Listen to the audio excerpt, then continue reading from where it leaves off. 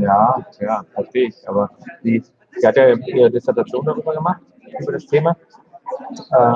Und dann ist sie quasi in ein anderes Projekt jetzt gegangen. Und ja, also ich habe sie angefragt, aber bisher hat sie nicht reagiert. Die anderen haben alle gesagt, Frau Schildknecht soll das machen.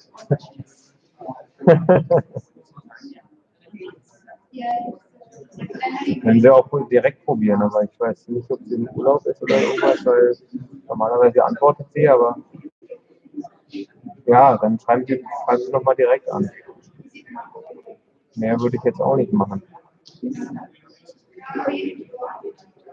Genau, also ich warte da auch immer noch auf eine Rückantwort. Aber ich bin also, heute bin ich auf der Konferenz, aber ich könnte heute Abend nochmal schreiben und mal gucken, dass ich eine Mobilnummer von ihr rausfinde. Damit sie nicht sagt, ob dieses Jahr oder nee, weil dann kann man ja besser planen. Gut, machen wir so. Gerne. Tschüss.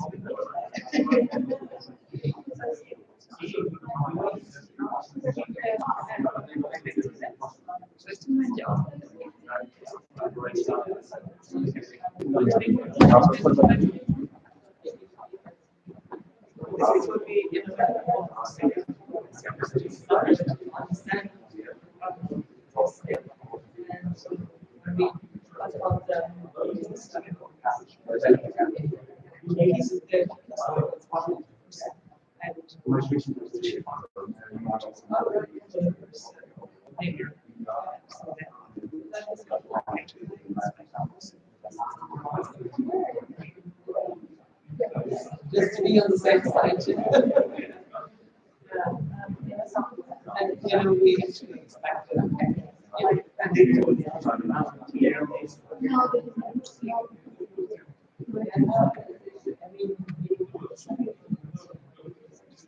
So, I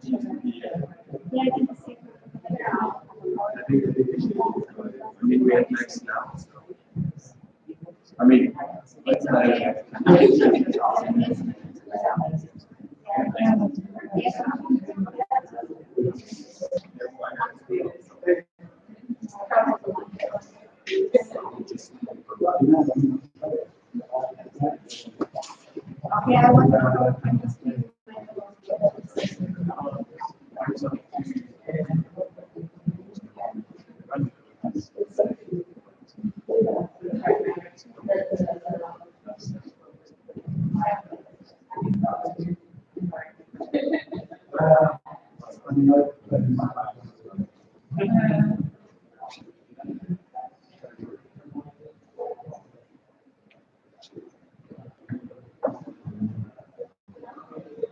Hello, test 1, 2. So, this is not a nice song. So we can do maximum. 1, 2, 3, 4, 5, 6, 7, 8. Test 1, 2. Hello.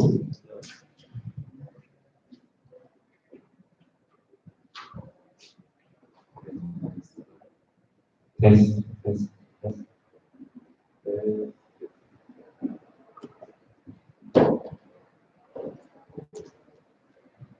1, 2, 3, 4. 1, 2, 1, 2, 3, 4, 5. Test.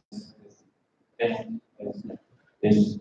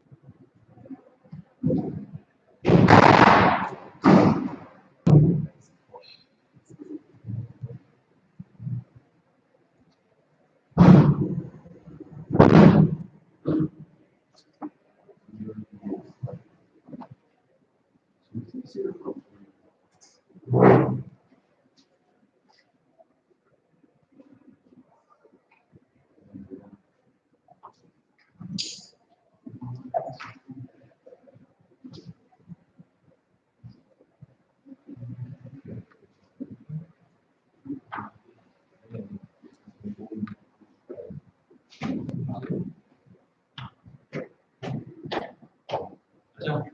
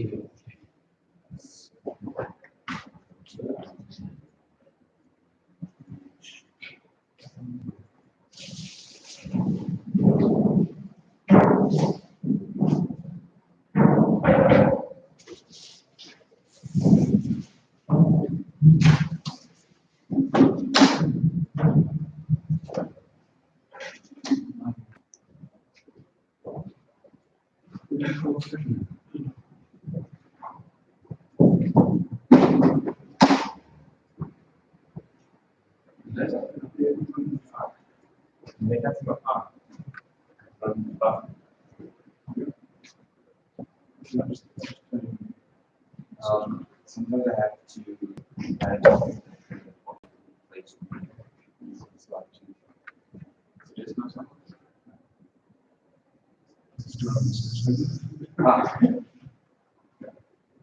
Okay, that's great.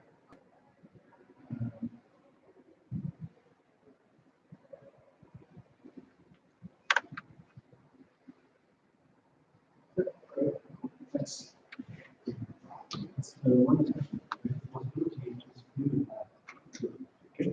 Yeah. This one, so okay, so we have small form, yours, the situation on the other side. Yeah, just to have okay. Surface, and engineers. I mean,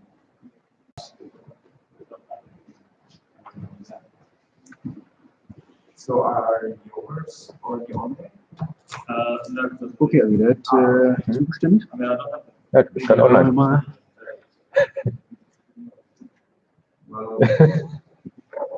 Dann muss ich mal irgendwie gucken, dass wir einen kurzen Sheet dazu machen. Die Frage ist, ob wir die Kamera noch setzen, weil sie stehen ja meistens da, die Leute, ne? Also wir brauchen rechts eigentlich nicht mit drauf haben. Wir können rechts für die. Genau, also ich ziehe mal noch mal ein bisschen um damit, in die Kabelrolle. Guck mal. Das ist hier.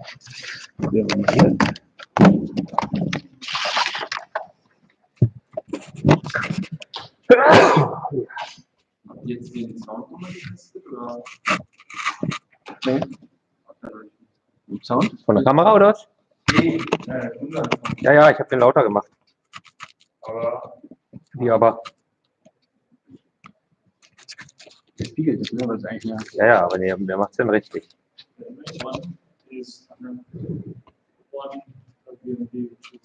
das ist auch nicht So, schön, ne? aber selten. Nicht so schön.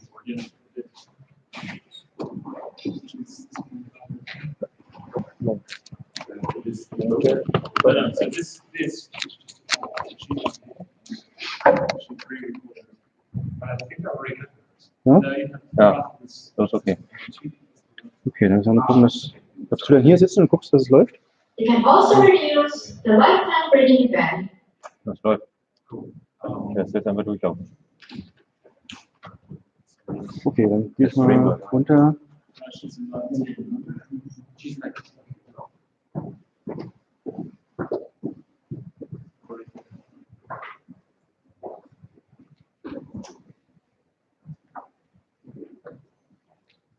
Hat Umfang gesprochen? Wegen Wegen das. Ja, ich weiß, wo da ist. Der Freiräume. Ja, danke. Ich stelle dir Wow. Genau, jetzt noch habe ich ein bisschen bei den Mikros über wir müssen halt gucken, also vorher hatte ich halt die angemacht, da ist diese Sternsignale gegeben. Ich meine, die haben das alles auf einer Ebene eingestellt gehabt. Ja, aber das war zu leider nicht leise, aber ich habe jetzt, mal der ist auch, den doch ein bisschen höher gemacht. Den habe ich, also wenn die hier stehen, ist es völlig in Ordnung, aber es macht das dann ganz immer so aufgeregt. Mal gucken, ob die rückkoppeln. Achso, das. Wir gucken mal anders. Test 1, 2. Weil dann können wir den Dauer anders. Dann ist der Sound quasi, guck mal, hier, wenn die Person hier ist, dann ich weiß nicht, ob man anbietet, also merkt man das jetzt natürlich so. Geh mal an die Box links. Geh mal an die Box links. Wo der hier ist, Den manchmal höher. So, Test 1, 2, Test, da übertönt. Ja. Also, wenn ich jetzt was sage, kann man das hören? Bis jetzt? Vielleicht ein klein bisschen zu leise, aber Ein bisschen zu leise, ich kann noch mal hoch, ich kann noch ein Stück an Post. So. Also normalerweise wäre es so, ne? Aber das machen die wenigsten, weil die nehmen das Mikrofon hier so runter. So, hier. Jetzt kommt er zurück, wenn ich zu nah rangehe. Genau, aber das machen ja nicht die meisten. Ja. Test. So, guck mal, jetzt ist es richtig hier so. 1, 2, 3. So. Ja. Der ist auch voll geladen hier. Der ist auch voll und entmutet. So, und den lassen wir einfach mitlaufen. Den lassen wir einfach mitlaufen. Und nicht nur die Wünsche. So.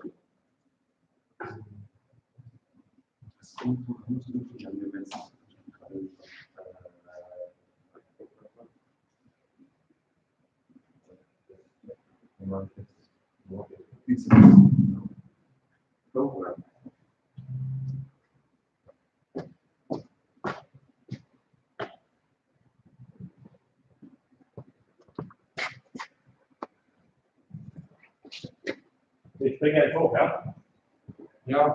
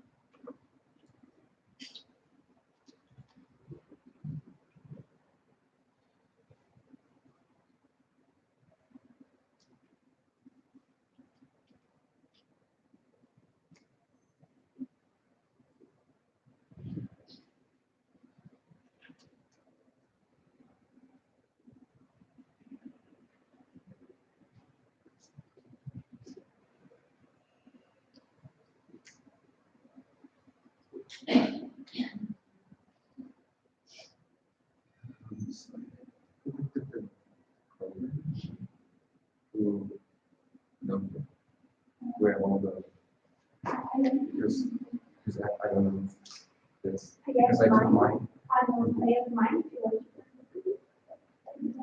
Okay, send somebody else. Just thanks.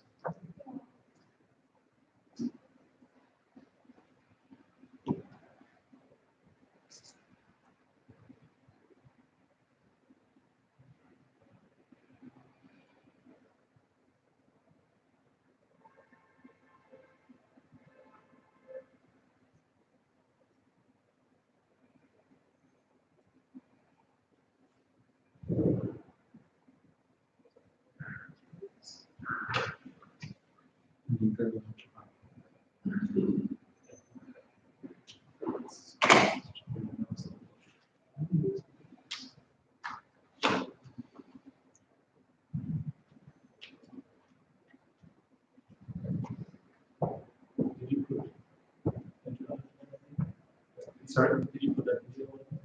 Yeah, I did.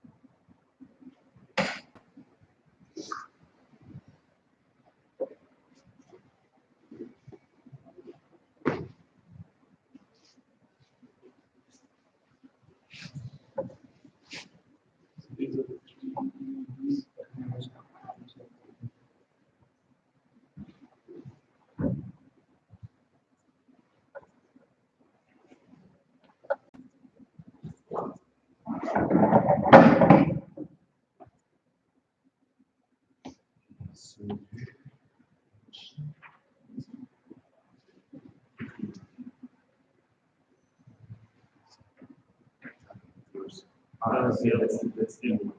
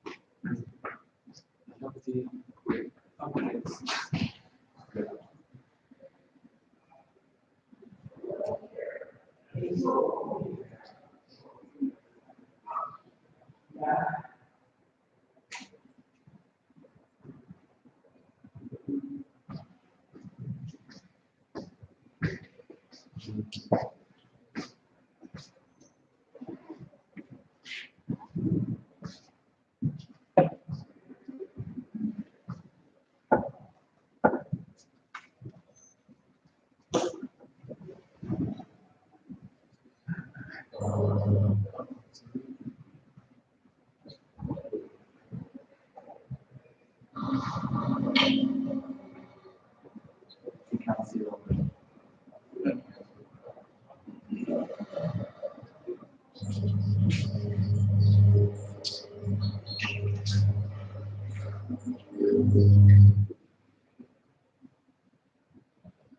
What was it? Yeah, it was that network. So, I think it's not. Oh, sorry. We can just check it.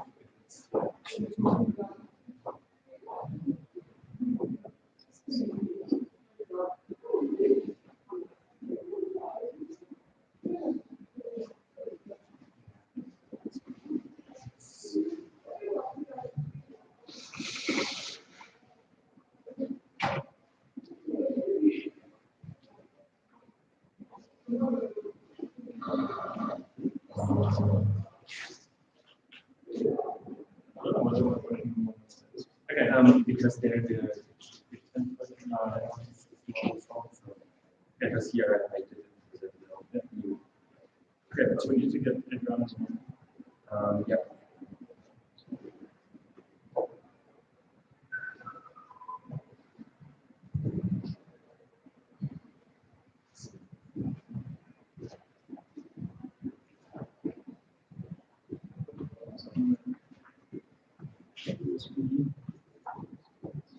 This here.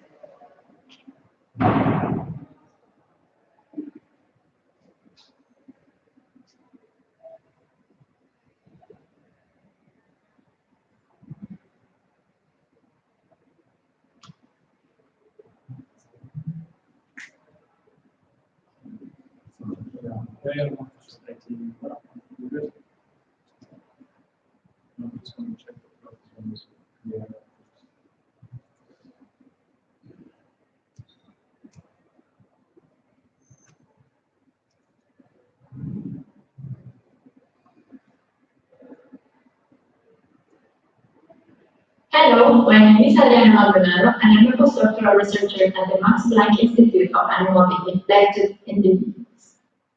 The word assigned to the variation of the strength.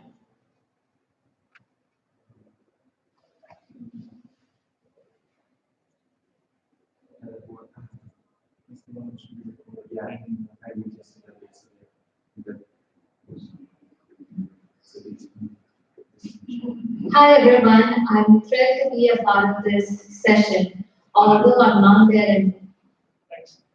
Appreciate your help. Yeah. Thank you.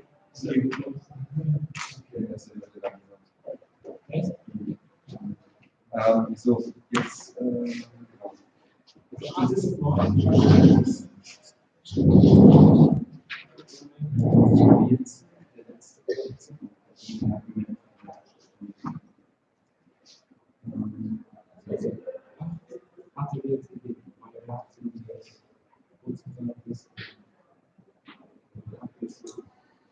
genau, und der funktioniert.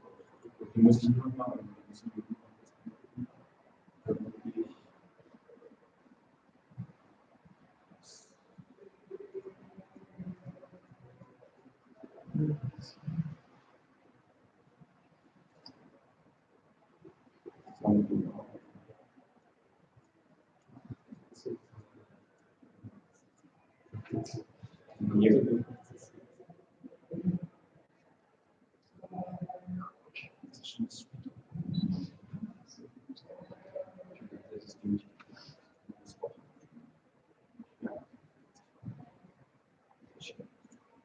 Und der ist jetzt das nächste. Dann ist das die 7 war jetzt der erste.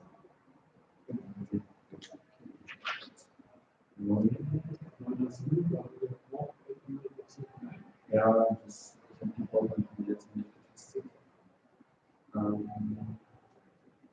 Ich weiß auch nicht,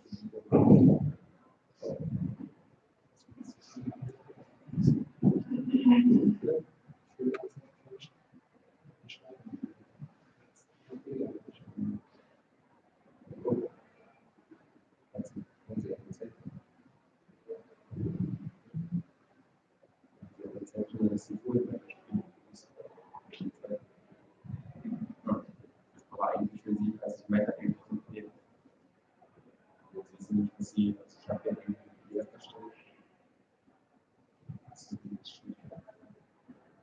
Ist es Reading?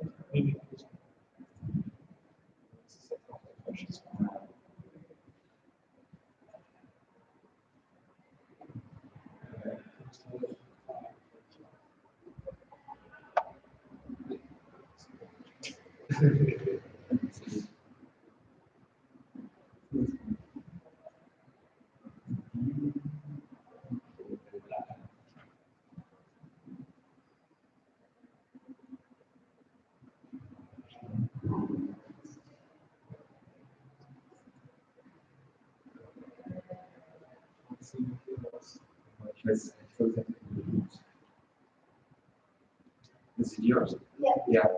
Did you have any videos? No. No, but we can have one again. So in your slides, you have the time that the next slide comes. Can you PowerPoint? Maybe I don't see it in my. So But but just you, put the video, like, yeah. if possible.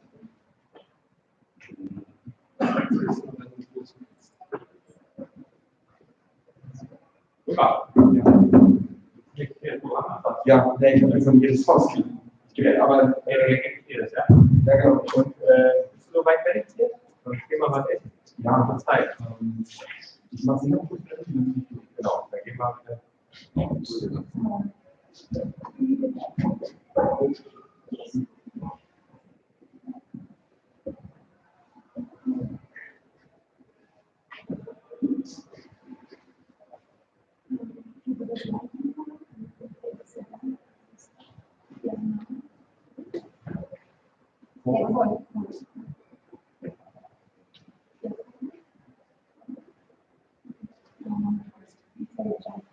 Maybe because I did it too quick. Yeah, I just. No, yeah, he's kind of slow. So, No, the grass was fine. always breaks. To go.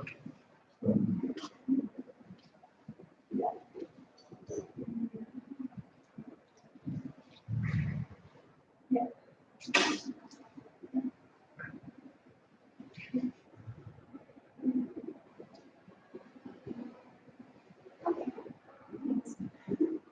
Yeah, so if you, yeah, yeah, Okay. so backup, Okay. they are not. I will just. Oh, I mean, Macht man die Dinger?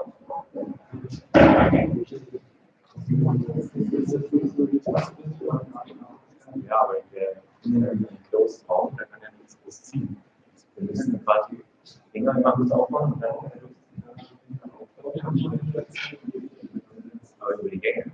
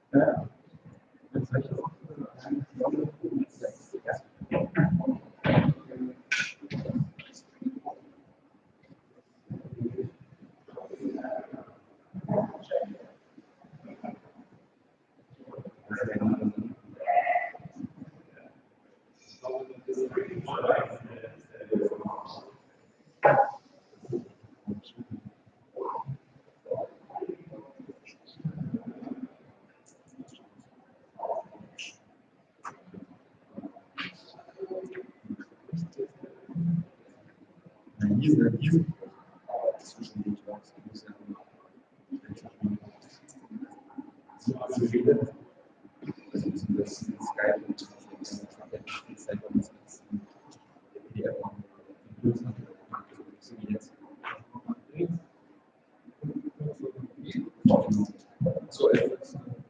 Ich weiß ja nicht, ob man das macht.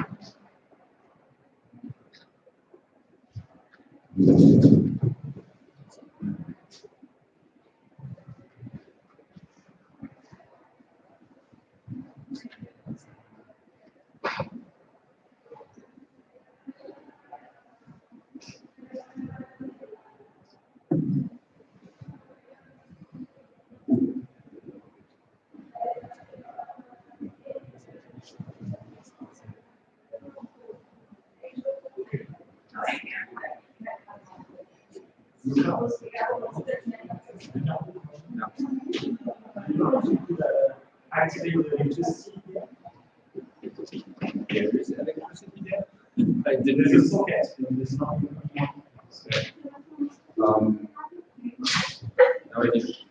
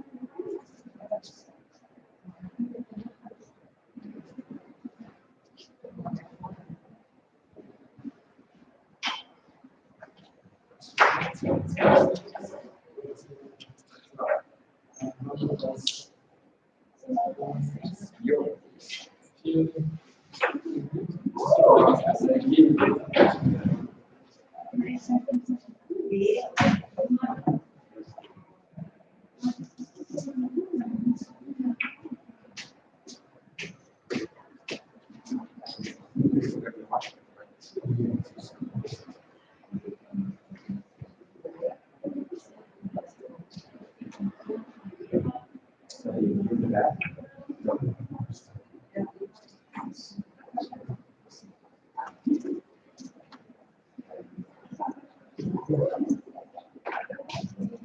Oh, sorry. No. Sorry. Yeah.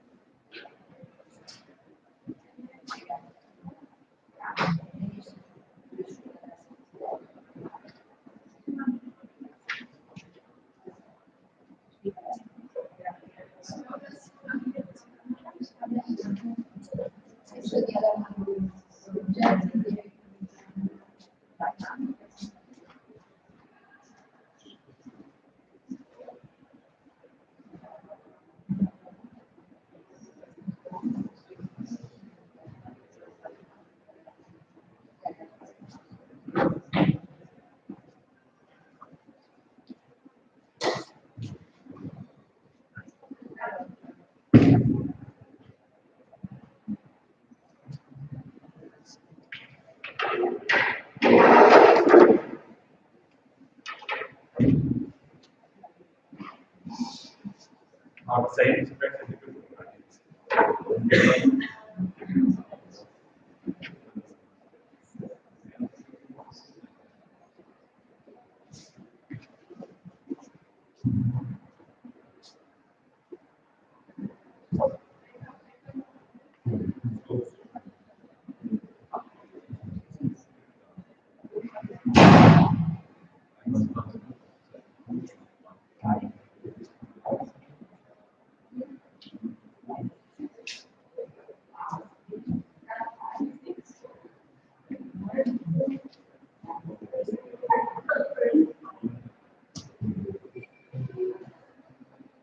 Nice music.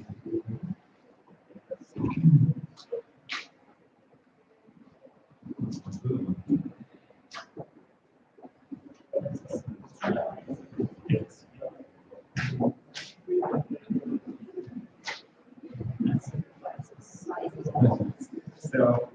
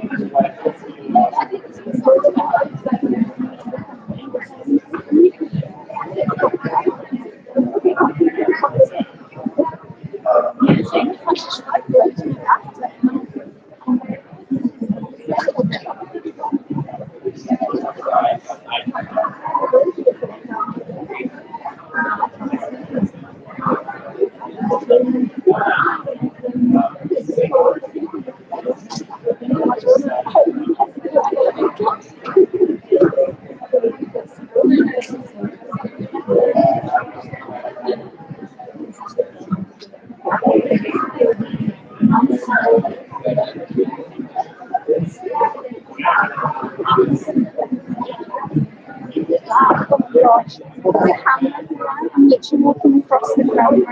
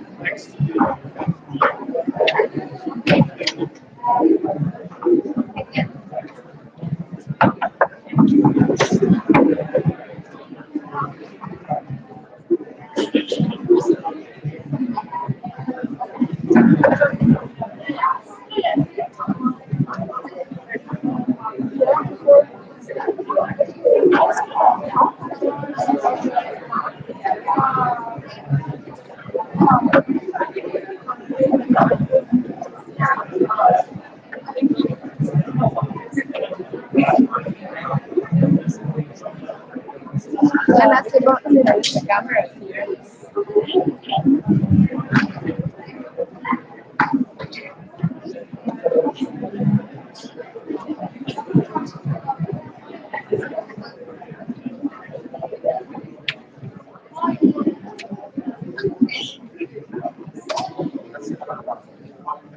Marius? So can you ask Stephen if you know if it's possible to open the window somehow? Because he's just there. Where is he? Yeah, it's just there. Close to yeah. Yeah, if you manage to grab it attention.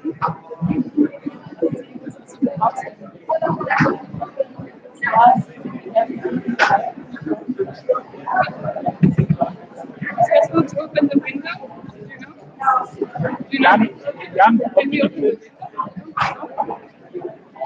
the window?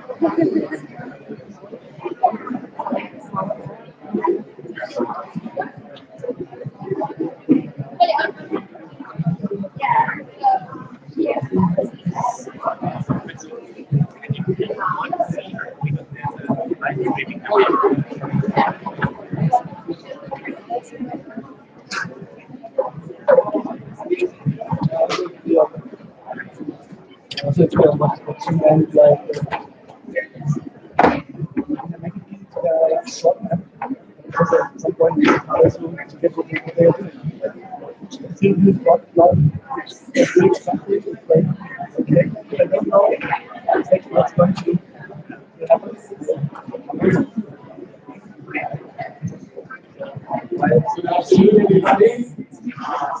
Can you hear me in the back? Good, thank you. I have the great honor to introduce to you our next plenary speaker, Michael Kant.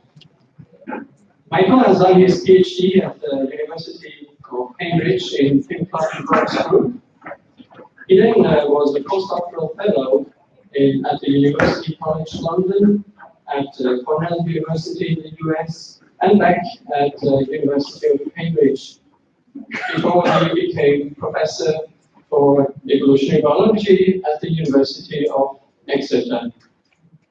Michael started his career working on the cooperatively breeding banded mongoose, studying the evolution of reproductive stew and helping behavior. He remained faithful to the banded mongoose and has been running a long-term project in Uganda for 25 years. And he has life history information for more than 2,000 individuals. He knows them as we know them from birth to death, a great data set. He then became more and more interested in social evolution and has been really at the forefront of this research for many years now. And he added new species to his research.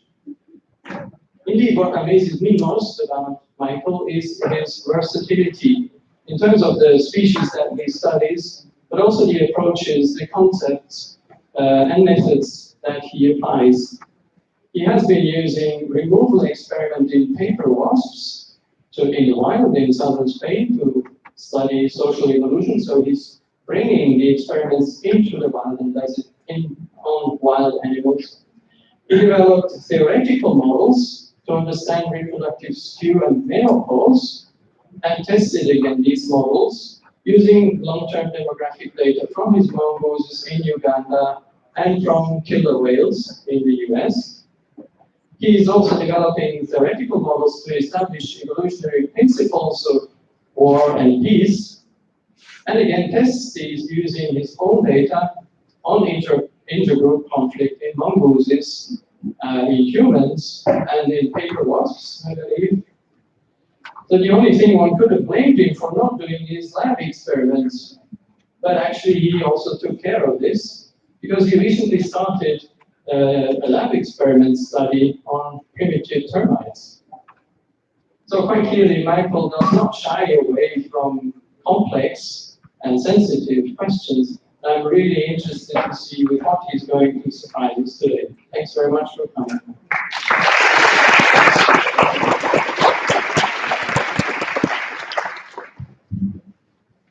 Thank you, Oliver. That must be the nicest introduction I've ever had. Actually, touching. Hi, good afternoon, and I just want to say it's a great pleasure to be here. It's the storm, a dramatic backdrop, and I really want to thank the organisers for inviting me. We're going to talk about kinship dynamics this night, about the evolution of life histories. As Oliver has set out, this is a kind of my career in one slide, basically, which is these are the banded mongooses, which I kind of started working on for my PhD, and we still have this project continuing now. It's really the kind of hard work is done by a permanent Ugandan field team who's been the manager, which has been working with me for 25 years. They're just amazing. I then moved on to wasps, which a bit harder sell to kind of interest people in wasps. So I remember they're not quite as cuddly, and I remember actually sort of when I first started working on wasps, I was taken to meet the parents of my girlfriend at the time, and my mother said to me, "So you work on wasps?" So she pronounced it wasps, and she said, "How much do you get paid for that?" "Nothing," I told her. Which was about that at the time.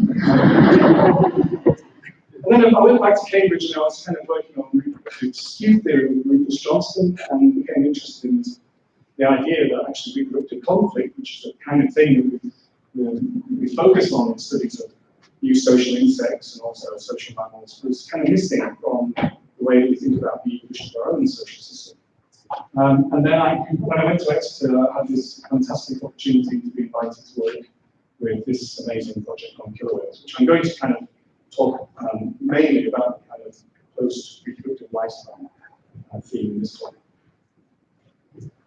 But I think in terms of so they're the kind of animals that dominated my career, the theories that dominate my career are two really. It's life history theory, which, as you know, asks questions about things like the optimal age of first reproduction, how to parcel up your reproductive efforts into multiple or single breeding attempts, how many offspring should be used, whether to provide parental care, and trying to explain variation in lifespan senescence.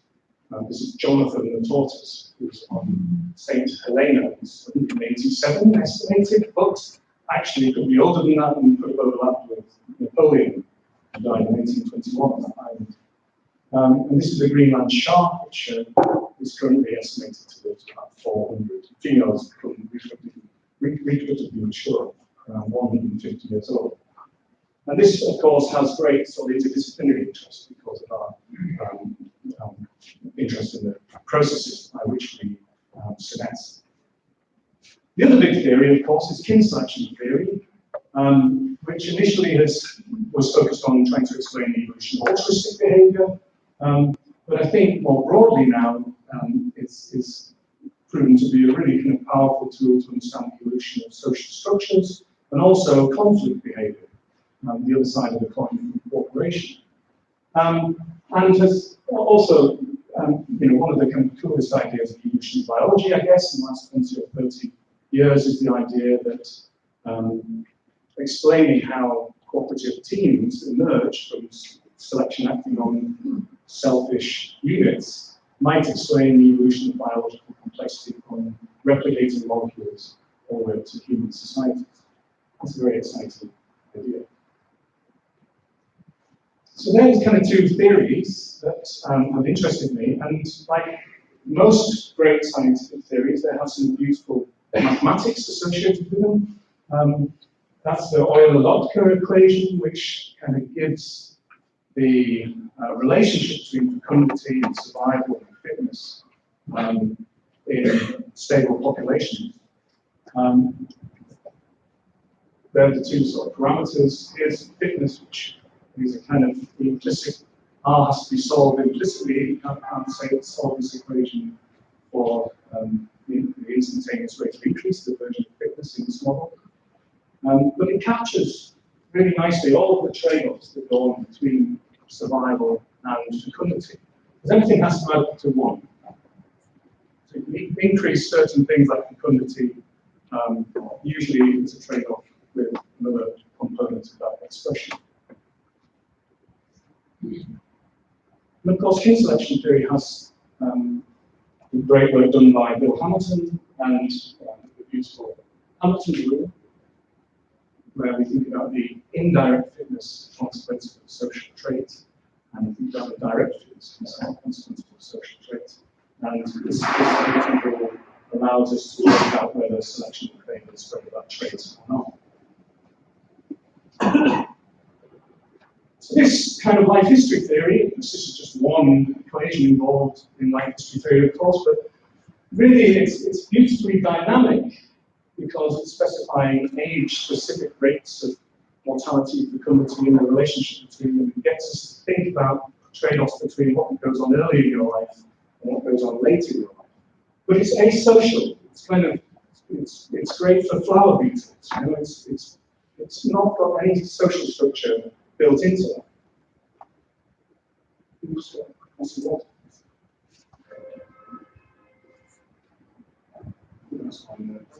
Yeah, sorry, excuse me.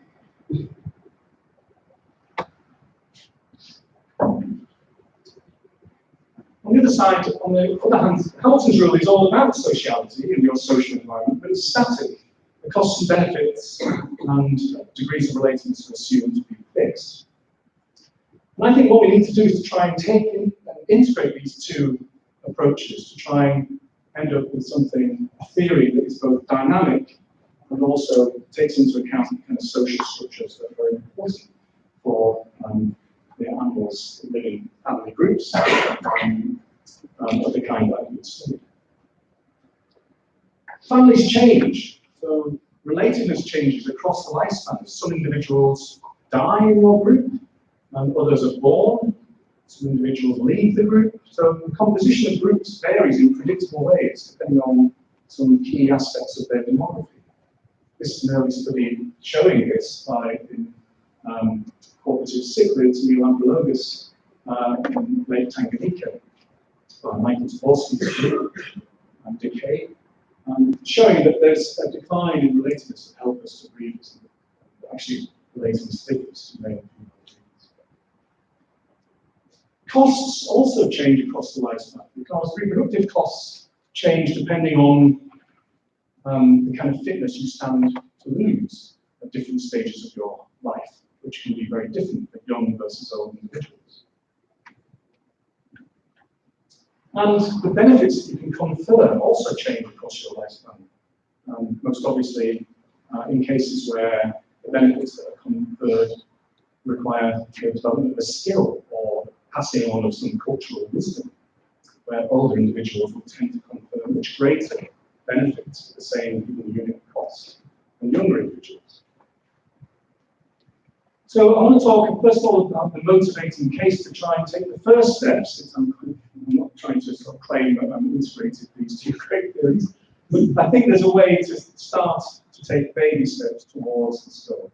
And that's through thinking about whether we can predict how relatedness changes, of course, with age, according to the demographic parameters of a population.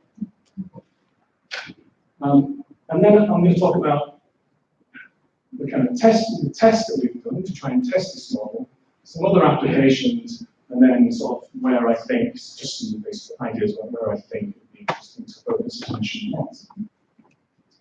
So the puzzle of menopause, the puzzle of extended post-reproductive life, is the classic life history theory suggests there should be no selection for survival after the end of reproduction. But in natural fertility populations of humans, so they're human populations without access to modern medicine and technology, the ages at which women have their last baby are really quite clustered around 38. And yet women in these societies live for much longer. So if you make it to about 45, you have a 40% chance in hunter-gatherers, some of the best studied hunter-gatherers are surviving to 50 years old. And if you do, then you can expect to live into your 70s. So this is a disconnect between the schedule of fertility and survival. And it's not a modern artifact, as evidenced by the fact that hunter-gatherers all over the world exhibit this phenomenon. It's not a physiological constraint on the length of time that oocytes can be fertile in the mammalian ovary, because elephants give birth into their 60s, killer whales give birth into their 90s. It's variable and heritable, so it should seem to be a trait on which selection could act if extending the reproductive span to match increases in lifespan in ancestral humans yielded fitness benefits. And it also occurs in other species too. When I first started working on this topic, these were the only two species that were known to have these prolonged extended post-reproductive lifespans. Short-fin pilot whales from whaling data and killer whales from long-term observation of individual-based studies. Now we think that there's two more to add to that list based on analyses of ovaries, corporal scars in the ovaries of whales. These are ovaries that were collected during whaling in the 70s and 80s. And the dominant explanation to explain kind of this extended post-reproductive span is the grandmother hypothesis. And it's true that grandmothers do help. You might be well familiar with this hypothesis. We know that grandmothers confer benefits on their offspring in both natural fertility societies, hunter-gatherers, small-scale human societies, but also in historical data, such as this Finnish data set that Mika Lampera work on. The problem is that these benefits are nowhere near big enough to favour stopping your own reproduction in order to help. They're about 10 times too small. So we, myself and Rufus Johnston, when we became we talked to Andy Russell and Murphy about this problem, we became interested in what could be missing from this picture. And because we've been working on reproductive skew and reproductive conflict, that seemed an obvious omission in the kind of calculation. Because we know that reproduction is intensely competed in social mammals. It often leads to extreme violence among females, acts in infanticide, and so on. And in human, ancestral human groups, you'd expect this too, because humans share food to a degree unmatched by any other mammal. And offspring are competing for the same food, and also, most importantly, access to the same helpers for around about 14 years until they become net contributors to the group. So we wanted to argue that reproductive conflict needs to be thought about in human evolution. And I just want to state our general hypothesis, which is we hypothesize that early reproductive cessation evolved it reflects the outcome of reproductive competition between generations, and also we can think of it as an adaptation to minimize the level of reproductive overlap between generations in ancestral human societies. And that's certainly the consequence of our pattern of reproduction. I'm going to show you that through by plotting this relationship between generational overlap, which is the maximum overlap that a female can expect to overlap with the lifespan of her daughter, and reproductive overlap, which is the maximum fraction of the female's reproductive span that can be expected to overlap with the reproductive span of her daughter. And these mammals with post-reproductive lifespans fall out nicely on this line. Humans stand out. They don't stand out because of their generational overlap. They're about an average level of generational overlap, but they have an extraordinarily low degree of reproductive overlap. Females will at most spend a very small fraction of their lives breeding at the same time as their daughter's generation. For 4 of those species, you can plot average reproductive overlap. And you can see in Japanese macaques, we kind of, on average, females have their first offspring at 5. On average, they have their last offspring at 22. Maximum lifespan in the wild recorded is 33. So there's quite a lot of overlap between successive generations. As you go through orangutans and chimps, this level of overlap declines. By the time we get to humans, the average level of reproductive overlap in the best studied hunter-gatherers is precisely 0. So that's okay, that's kind of interesting. It suggests that it's kind of consistent, I suppose, with this idea that we might be looking at the ghosts of reproductive competition past. But what becomes critical is to think about who's competing for reproduction in these ancestral groups. And there's 3 lines of evidence, really, that female bias dispersal may have been ancestral to humans. There's a lot of debate about this, but our closest relatives have strongly female bias dispersal.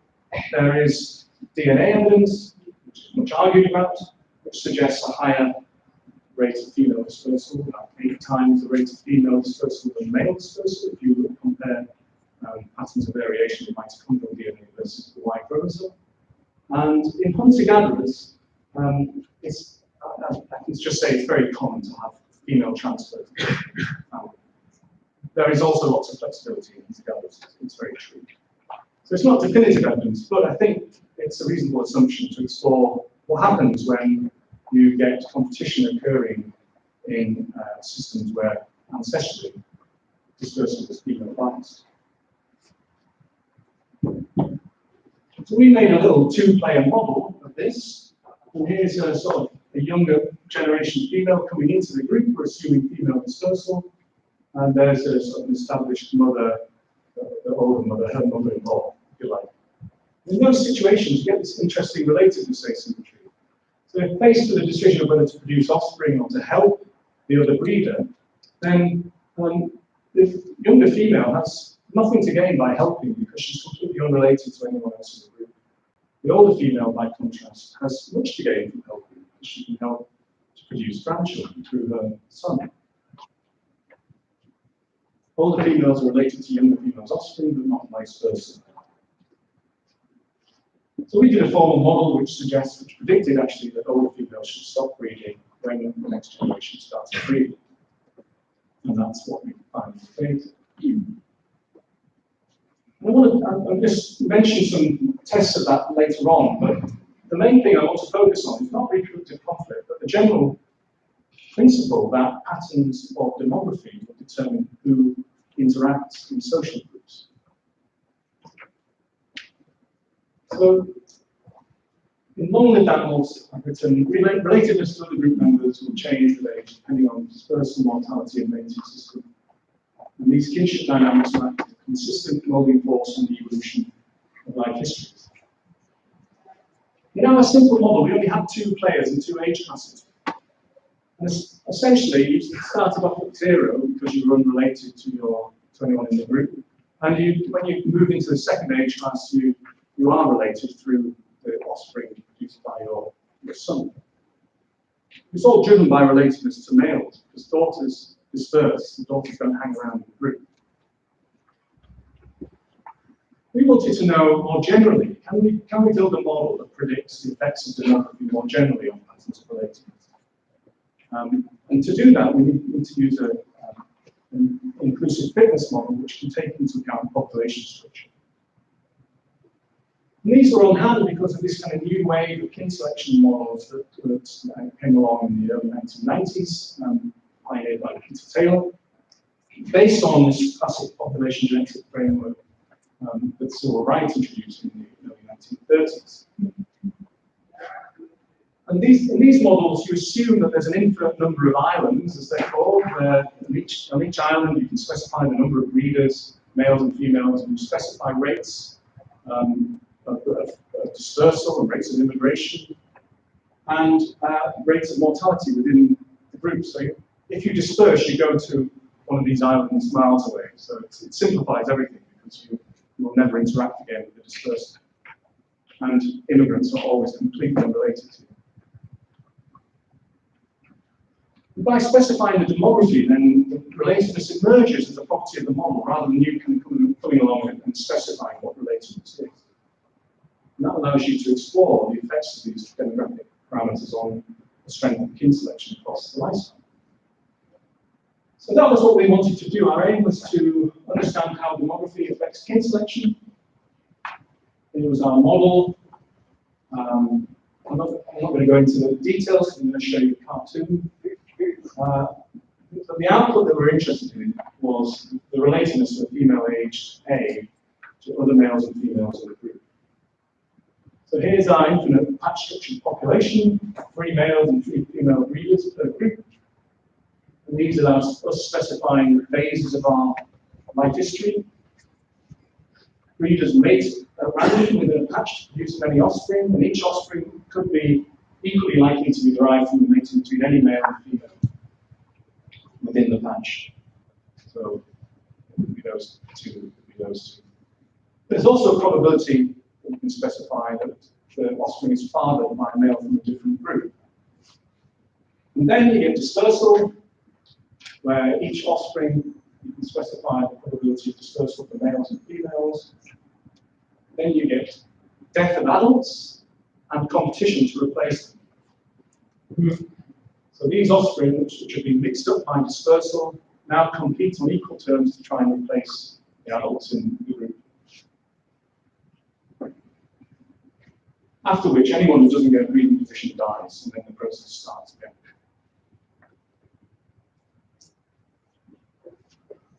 I'm not going to go through this, but I just wanted to show you that this isn't a simulation. You can get analytical expression. They're not complicated, they're just tedious. They're just like sticking Lego together. You have to kind of take into account the probability of where these females and males come from, whether they were previously resident or a new immigrant, and so on. And from that, you can get what we're after, which is the age-specific relatedness of a female, say, to another female in this case. But that's the result plotted out graphically. So female relatedness to other local group members with local mating. We've got 4 cases: low female, low male, high female, low male, low female, high male. This is the normal mammal pattern, male bias dispersal. And you can see that the result is a decline. Females get less closely related to other group members as they get older. But the opposite pattern, high female dispersal, which is characteristic of great apes, African great apes, and humans, we think, leads to females getting closer, more closely related to other group members as they get older. This is the same effect that's going on in our 2-player model. So we thought, okay, that's great, but what about these menopausal whales? And neither Rufus nor I knew anything about menopausal whales, so in those days, I actually ran down to the library to look it up.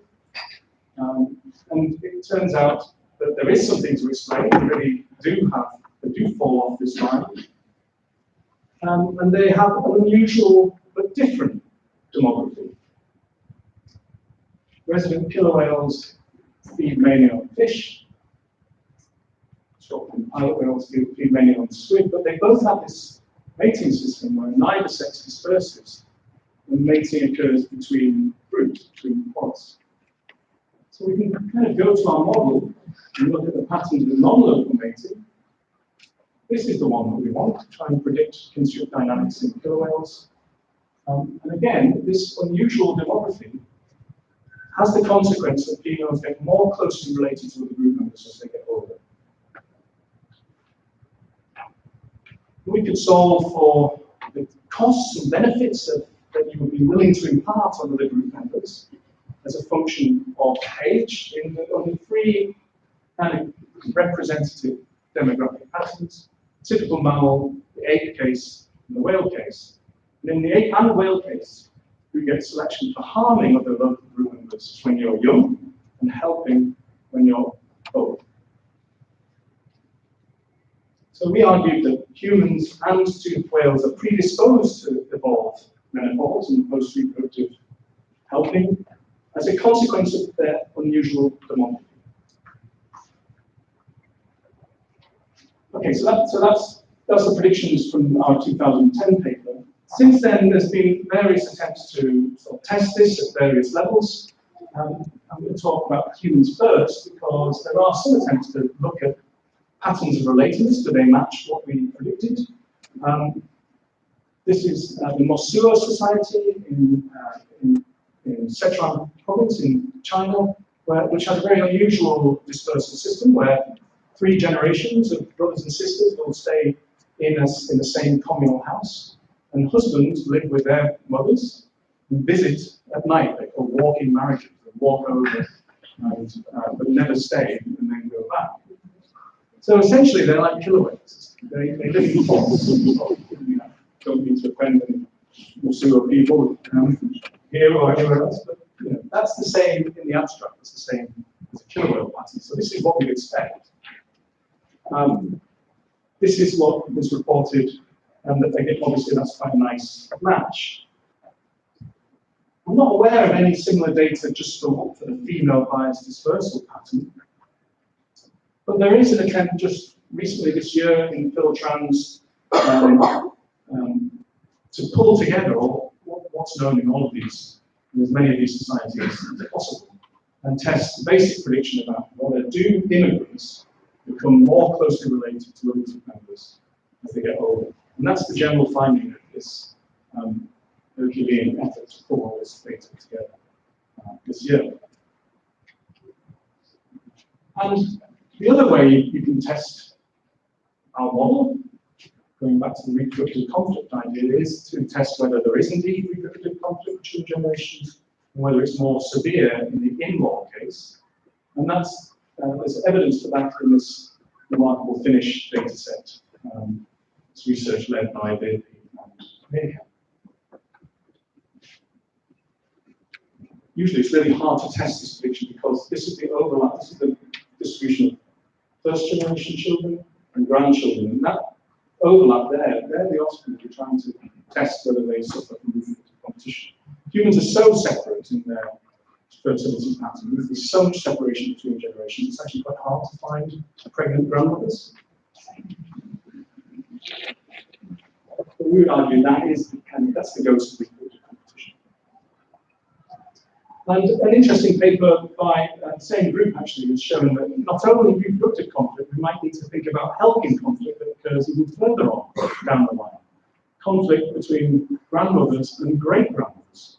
So the point where grandmothers start to replace themselves as grandmothers, they start to inflict costs on the group.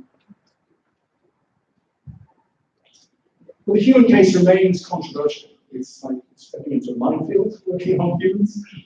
So I was really happy when I got a chance to work on the only other species with a similar pattern of extreme post-reproductive lifespan that you can test this on, really, with direct observation, which is this population of southern resident killer whales off the northwest seaboard of the USA.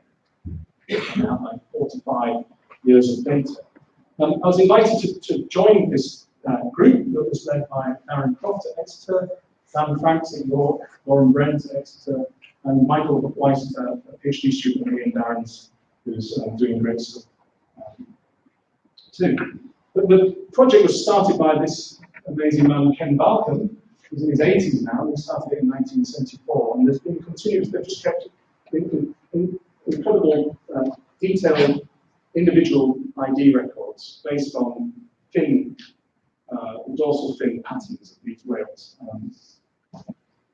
And he's been a huge campaigner to try and advertise the perils that these whales face. Do go to the Centre for Whale Research website to look at that. It's really hard to see when I first went out on a boat. They go so fast. It's really hard to see what they're doing. You know, and it's you can see a little bit there. So we started. Michael Weiss has started using drones, which will allow us for the first time to see what's going on in terms of what the group's doing, but also what individuals are doing. It's just, you know, I think, I mean, the cetaceans, I think, this could be where primates were in the 1960s. I mean, there's just an amazing amount of rich, basic natural history to try and understand. So, we carried out 3 tests of this kinship dynamics idea. Predicted patterns of relatedness, that's what we predicted.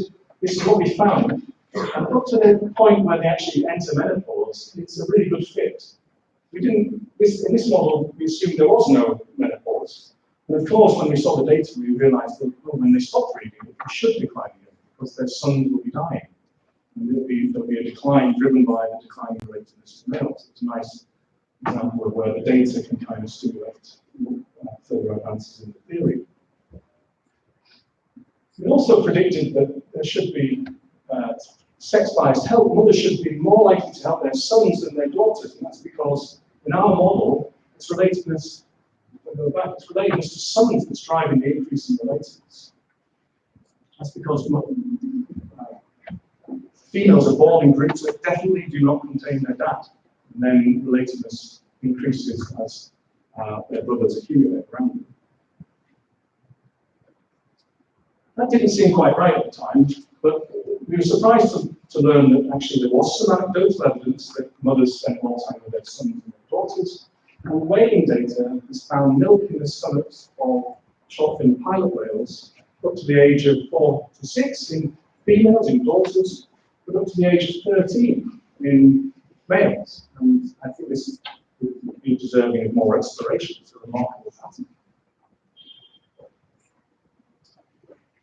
Darren showed, actually, if we look at the survival effects of having your mother die at different ages, from males versus females, it makes a huge difference to the survival of sons, but not daughters, if your mum dies.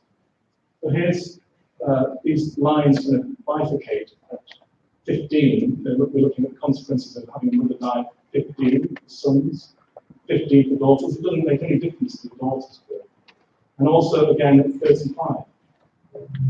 Daughters are slightly affected by the death of the 35-year-old mother. But sons, not only are they more affected by the death of their mother than daughters, but they're much more affected if they're older. And this is also because they're bigger and stronger. Why would they get more dependent on the care of their mother, the older and bigger and stronger they get? So we're currently trying to test the hypothesis with the drones that they get too big to catch salmon, and then others have to feed them. And the other way that mums help is by leading. We've shown that they lead their sons, and sons follow, particularly when salmon is rare. And finally, the kind of reproductive conflict prediction, we also kind of fit our prediction that mothers would suffer, older females suffer much more reproductive competition with their daughters. So we're kind of in the process of writing up a paper trying to put all these fitness effects together. But basically, we're arguing that we need to move beyond, to explain post-reproductive lifespan, you need to move beyond saying it's the grandmother hypothesis or the reproductive conflict hypothesis, to take a pluralistic, integrated approach to this. We have to just consider all the costs and benefits, as any good kin selection oriented biologist should do. Fitness benefits that are conferred by mothers and grandmothers can explain why life can be extended beyond the end of reproduction. But the fitness costs of reproductive conflict are needed to explain the timing of the termination of reproduction. Okay, I'm going to do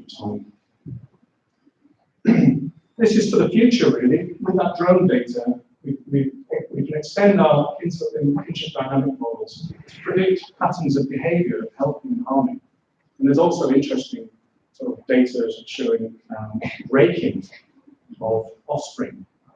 No one knows how it occurs, but they're spaced about the right size for adult killer whale teeth. So there may be all sorts of patterns of conflict waiting to be discovered. Okay, I'm just going to mention very briefly, to try and broaden it out from just this one question of menopause and post-reproductive lifespan, why I think these models could be much more generally applicable. To try and explain behavior as well as life history. This is the banded monkeys project. They live in groups of about 20. They hardly ever disperse. So about 85% of individuals, both males and females, are born and die in the same group. Dispersal occurs via eviction, but generally it's quite rare. They're almost on the way to the killer whale system.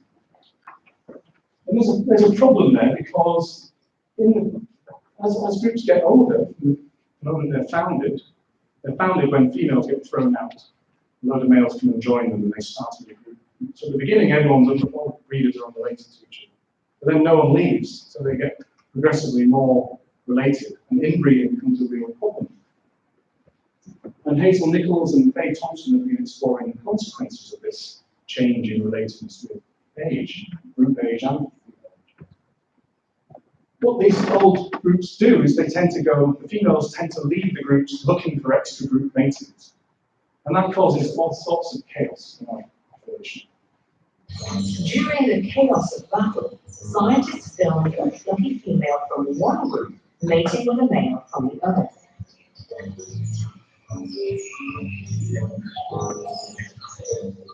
It's easy to miss the crucial moment in all the chaos, but that's precisely the point.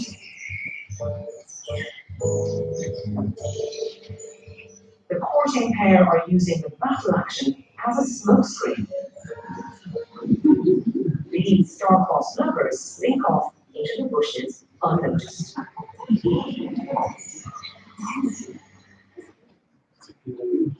So females, we've got pretty good circumstantial evidence that females are leading their group into conflict in order to seek these extra maternity. And it's the males who suffer when this happens. This decoupling of the inciters of warfare between groups and the individuals who have the grunts who actually pay the cost can explain why these animals are so hyper-violent. In terms of deaths in war, they're second only to ourselves. The level of violence, much more violent than chimps, and also much more violent than hunted elephants, on a par with small-scale farmers.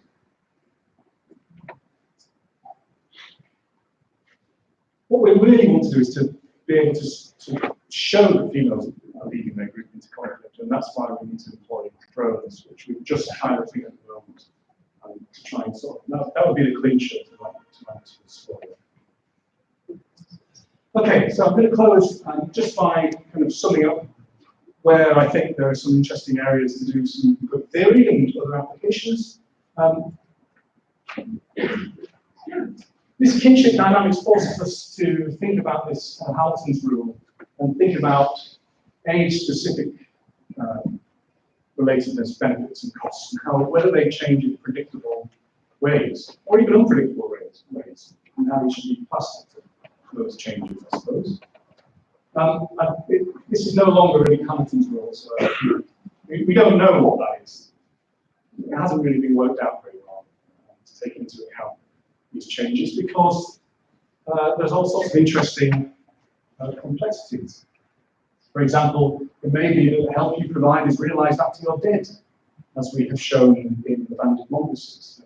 the care received by these pups is manifested much later in life after the helper is already dead. Grandmothers in humans and killer whales probably have similar durable benefits. And that means that the costs experienced are decoupled in time from the benefits from the third. So that could lead to more exploration. Income versus capital, helping and harming. Life history theory people think a lot about income breeding versus capital breeding. You know, the idea that you might have a fixed pie of capital that you can divide in different ways, or whether you're actually sort of taking in energy from your environment to convert it into offspring.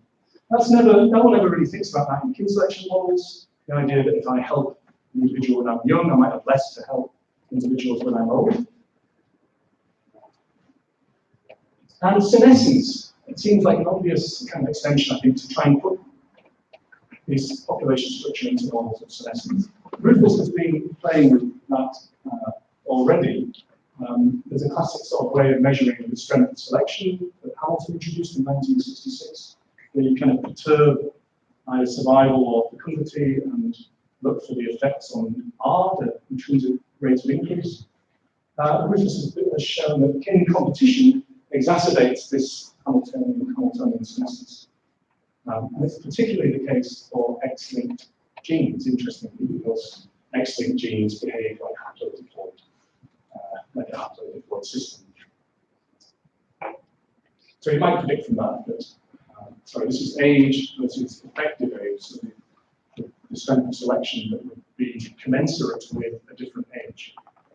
You're older than your years, if you like, in these models. We suggest that, the accumulation of genes linked to senescent decline might be led by genes accumulated in the X. And I think it makes you think about individual versus group senescence. When we talk about senescence of a multicellular organism, we're really thinking about a group. It's just a group of cells that have a very clear division between the soma and germline. But we think about colonies of ants declining, and extraordinary lifespans of certain queen ants. So you can kind of get to longevity by turning over your subunits, if you like. But this leads you open to the proliferation of selfish lineages, like cancer, for example. Or the problem is, if you don't do that, then you will suffer from this kind of the Hamiltonian decline associated with its Paris reproduction. There's also demographically imposed functional decline, as is happening in our mongooses, when they're getting more inbreeding and less and less fit at the group level, and the same is true of many of the royal families of Europe, through the same processes, with very limited demographic options. By tackling some of those things, we might be able to make headway to explain some of the outstanding and remarkable phenomena that still require and demand explanation, such as in bow-headed whales, which can live to over 200 years, where the males can. This data suggests that the females are all dead by 100. It's only males that are living these extended lifestyles. Why is that?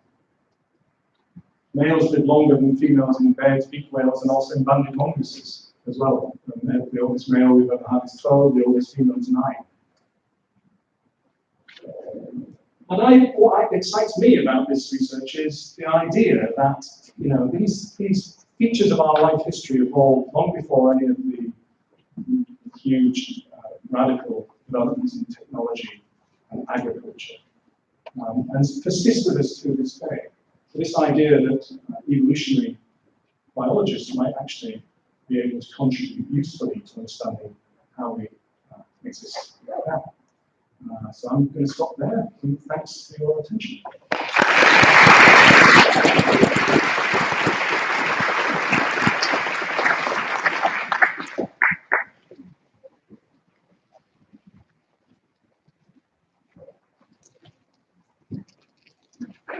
Questions?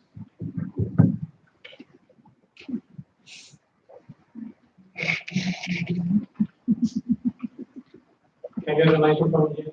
Can you tell us a bit more about the cancer parallel with the termites and the social incentives in general? What do you think, how that works with some of the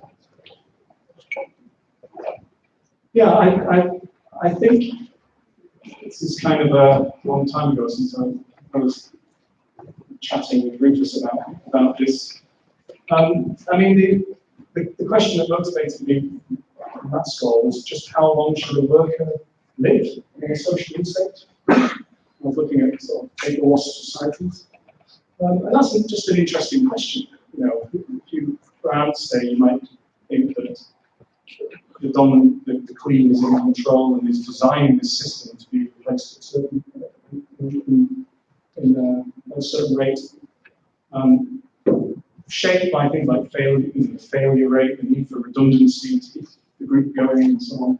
And that's probably very similar at its core to the multicellular case. But if you move away from, that brings its own problems in terms of allowing replication. Selects for selfish lineages, and I think that would probably be an evolutionary approach to cancer. But it seems to me that if you don't do that, you don't turn over your subunits, so if your helpers are living in the same lifespan as you, then you start to suffer from the Hamiltonian problem of selection being weaker for any reproduction you do as a team later than earlier. So these banded monkeys, it's very speculative, but I would like to think about senescence as it applies to things like relationships or partnerships or birds, the correlation of reproductive interest that happens in monogamous birds, for example. So I don't really have any kind of concrete answer to your question other than to say I think it's really interesting and cool.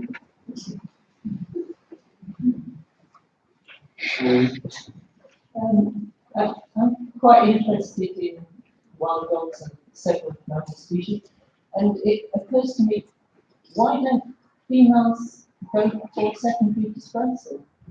Because why do they stay and senesce? Wouldn't it do better to move on and keep reproducing?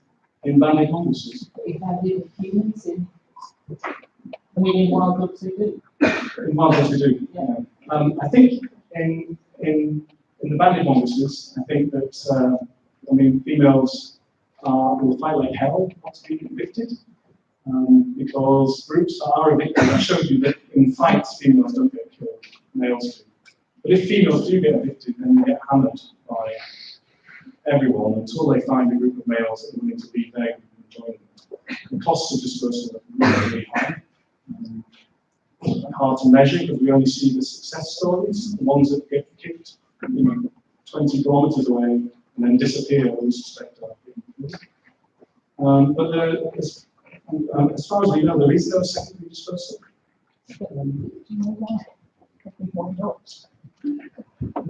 Why would they? I'm trying to think why. If you crop.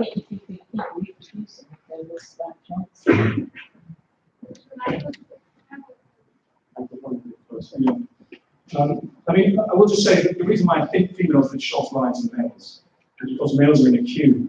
They don't become dominant until about 4 or 5. Females start breeding at 1 year old and produce 4 litters a year.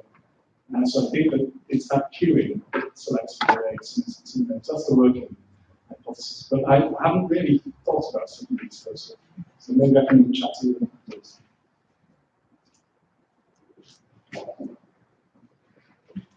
So it's when you talk about that reducing clear generational reproductive conflict by having non-overlapping generations, I think you get that one of two ways. One by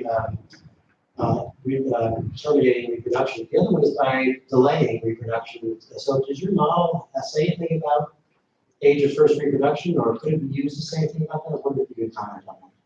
Yeah, that's a great question. You could. Our model suggests that when you have male bias dispersal, that's what should happen.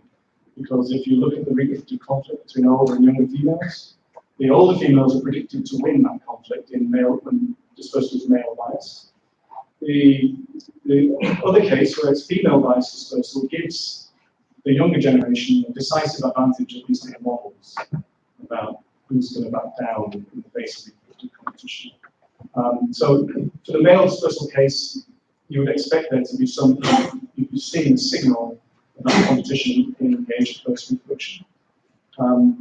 There have been some tests about whether traditionally patrilineal versus matrilineal or patrilocal versus matrilocal societies of humans in Thailand have differences in the age of first reproduction and the age of menopause. And that study didn't find any support for our model.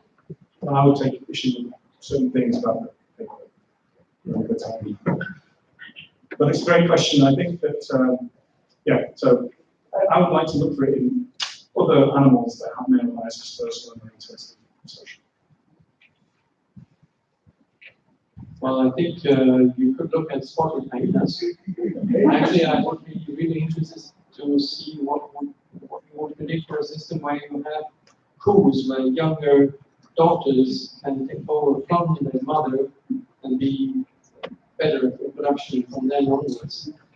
Absolutely. So, like inheritance and sort of putting those details of social structure are going to be key, I think, to predicting individual cases. I know that there are some cases like bonobos and long-fin pilot whales that should, they have all the hallmarks of, the long fins are a very similar social system to the short fins, but they don't have menopause. Neither do bonobos. So clearly, this model is not the only answer. I would say that, the costs of reproductive competition are really important to consider. I'm not sure that reproductive competition is very intense for bonobos compared to, say, meerkats, where you're responsible for looking after your own offspring. That's why I asked the spotted hyenas how much synchrony there is between mothers. And if there isn't that birth synchrony between mothers, then I think the intensity of reproductive competition will be lower. Thank you. A really interesting talk. And you made quite clear that there are lots of questions to be answered. But I would like to go back and tell my wife it's worth to hang in there. Well, great. I would like to also answer my regards to your multiple things. Okay, thanks.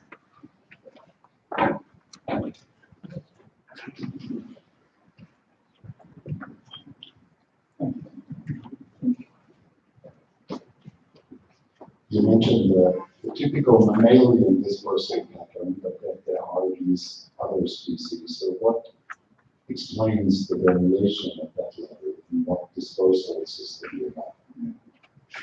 Yeah, that's another great question because, the elephant in the room, if you like, is that we just assume that the dispersal system is fixed and doesn't co-evolve with any of these social traits. And of course, that's just to make the maths tractable. It's not a very satisfactory assumption. And I think that bringing dispersal, the evolution of dispersal into this kinship dynamics framework is going to be really important because, yeah, there's no reason to fixate just on, say, helping and ignore dispersal as this huge event in animals' lives with huge social consequences. So I think we've been guilty of kind of just glossing over the fixed dispersal issue, and I would like to address that.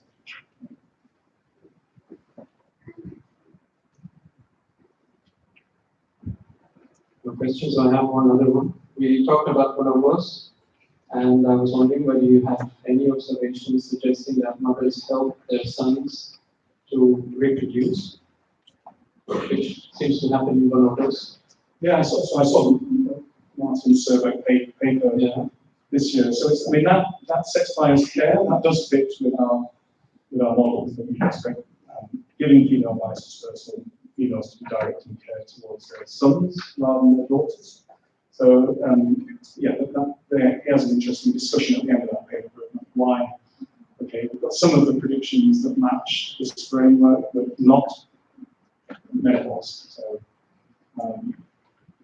So I actually think that the long-fin pilot whale story that's emerging is that they don't have menopause, but females do. They have plastic cessation of reproduction. So they're stopping breeding in later life, but they can, if circumstances change, revert. And that also brings up the interesting question of when should you get this permanent, irreversible cessation of fertility? Wouldn't it make more sense to retain the plasticity? those questions, I think, are raised by these species that don't fit the pattern, which is just interesting.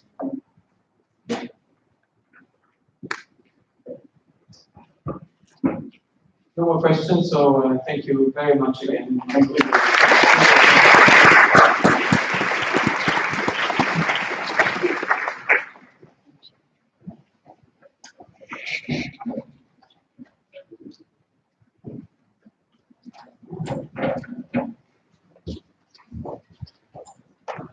So the next speaker is Federica Del Vesco.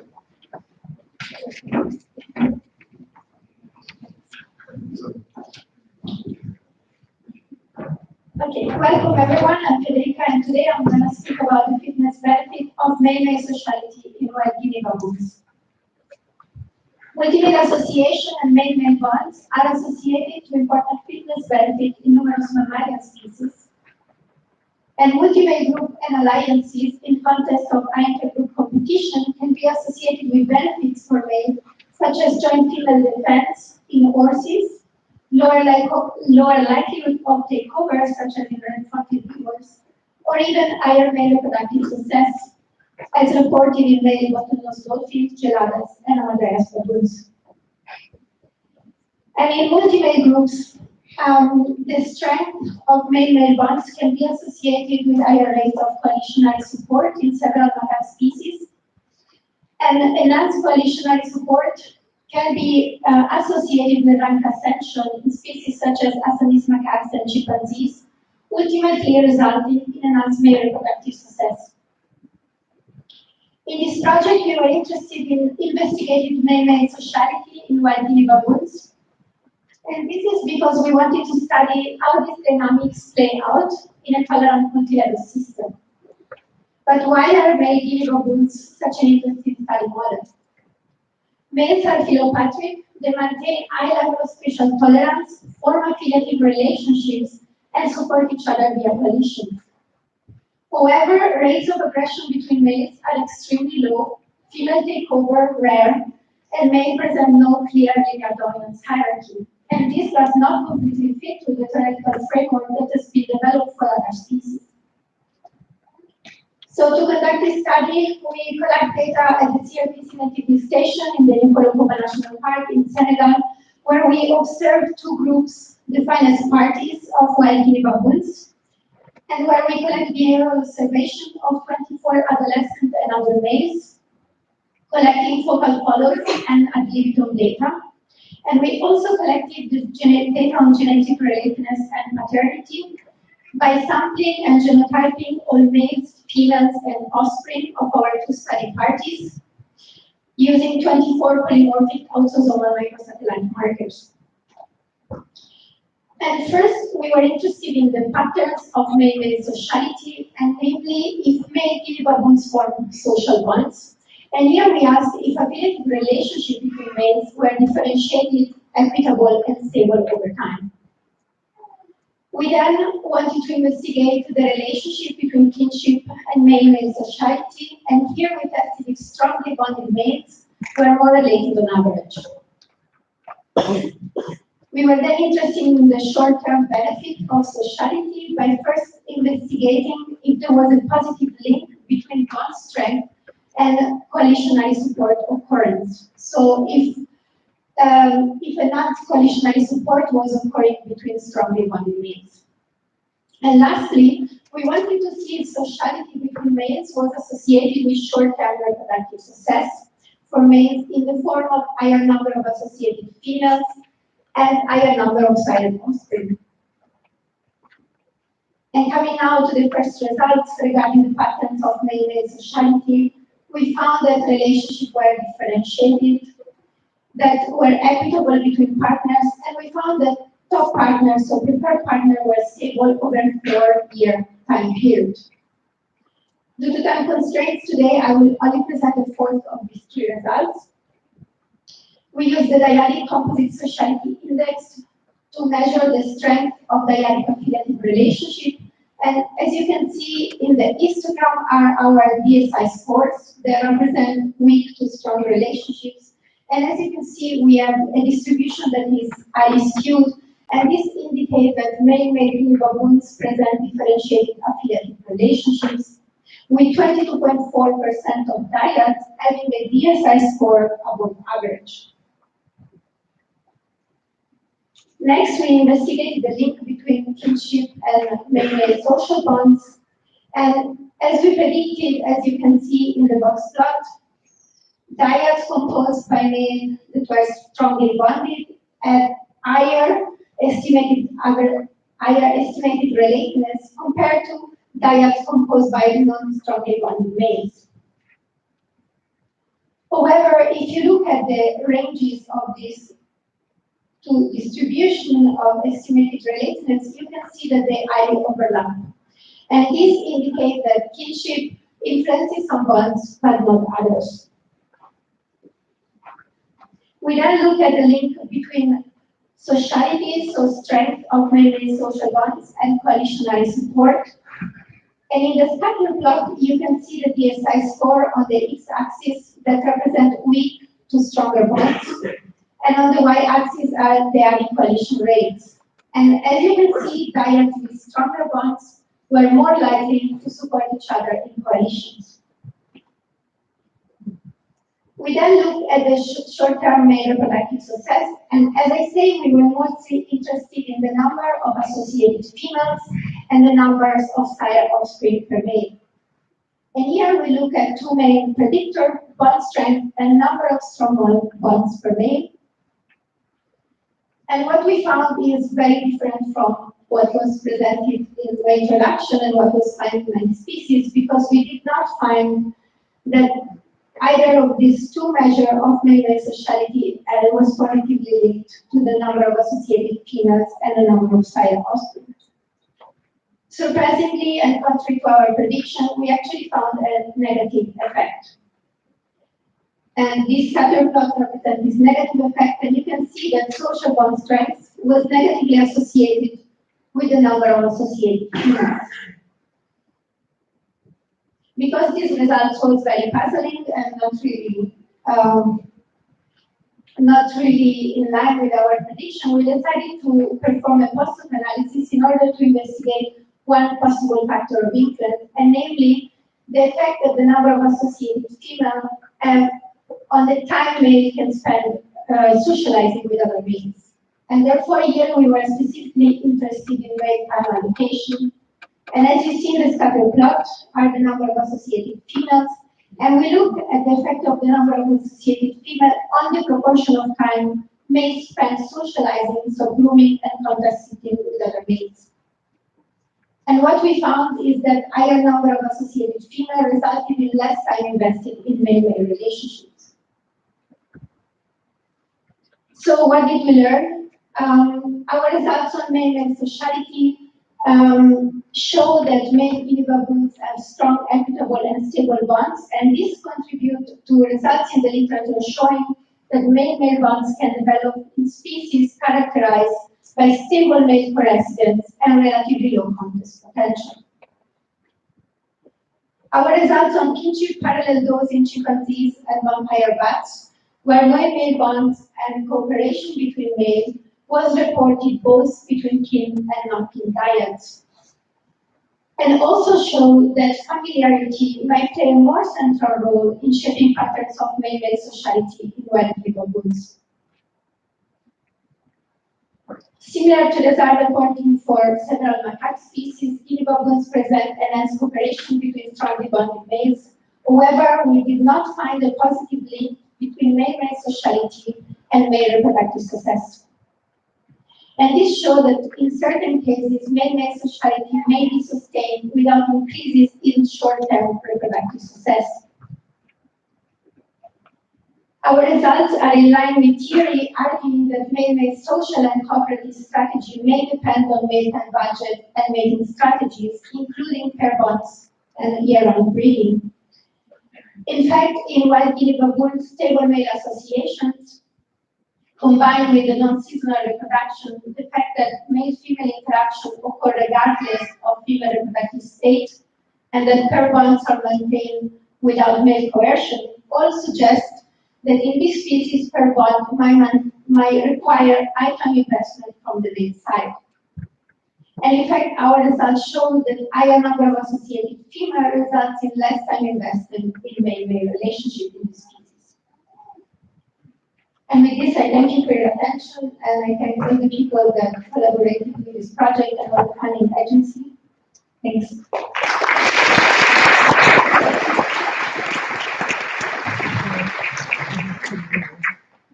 Thank you very much for the interesting talk.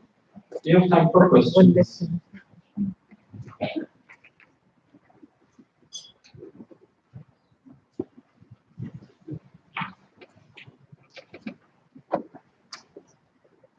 I was interested to know whether you looked at how many offspring do males that have a strong relationship between male and male, and those males that actually have a strong relationship with females. So I look at the relationship between the number of offspring and the strength of male-male relationship, but I did not look at the other one. So the results was just showing the male-male.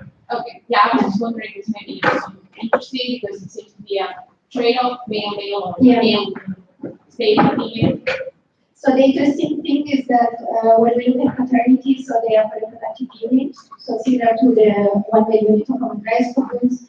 And while the reproduction is not really skewed at the party level, if you look at the unit level, mostly 90% of the offspring that are sired by the female of the unit are of the leader male.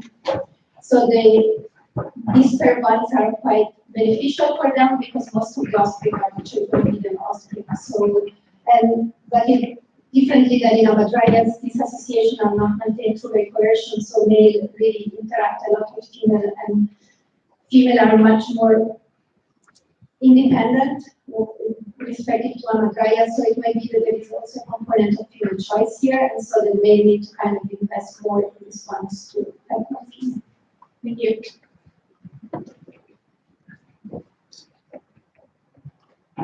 Yes, thanks for the very interesting talk. I was wondering, into the talk that we just heard before, whether you consider each type of females in the interviews. I don't know, maybe we could imagine that if you differentiate juvenile female, mature, sexually mature female, older, or the one that already have litters or juveniles, maybe this might affect or show different type of results. So in this analysis, we only have females that already started swelling, so that were already reproductively active. But it is true that you can notice, I mean, this is purely anecdotal, we will need more data and longer term data to address this. But how much male invests in female that also depends from the age. So when female are older, you see that their level of independence and how far they are from the leader male is quite higher.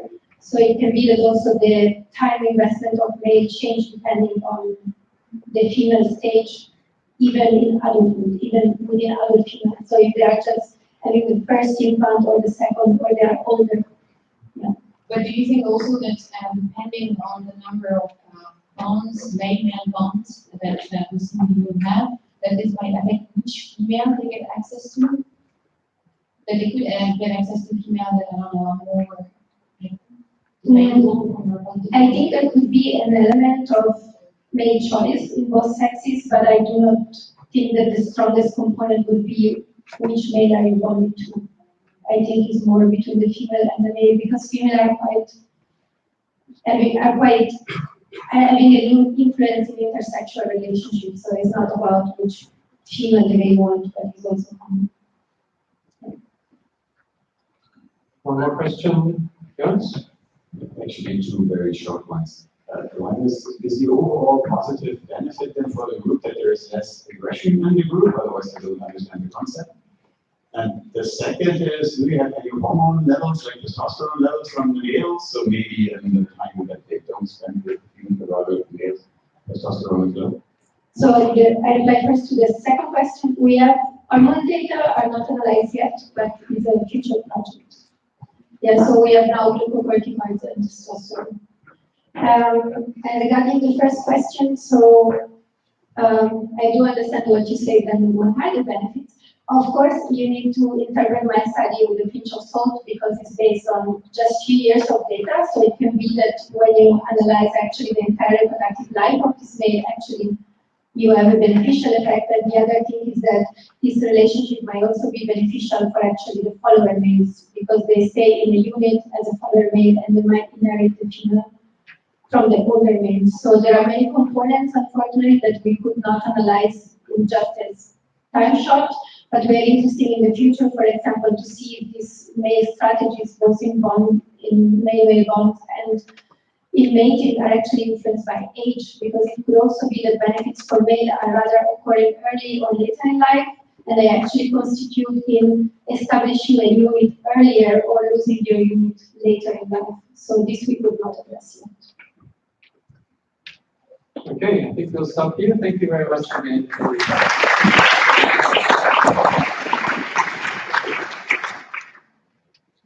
Next speaker is Mavi Mondet, and we will stay with primates. Thank you. So I'm gonna talk about dispersal and reproductive costs in the female Western lowland gorillas. So dispersal is the movement of individuals from the site of birth to the site of reproduction, called natal dispersal, but it can also be the movement between successive sites of reproduction, also called secondary dispersal. And dispersal is the main mechanism leading to feed flow within and between populations, so it's actually very important. So the dispersal is expected to occur when the fitness benefits of moving outweigh the costs. And in social species, we can think of different breeding flow dispersal, like breeding avoidance, feeding competition, avoiding feeding, different breeding flow dispersal, like breeding avoidance, feeding competition, avoiding feeding competition, mate competition, predation risk, or infanticide risk. And whilst in breeding avoidance has been an explanation for natal dispersal in many species, the other factors can also explain secondary dispersal.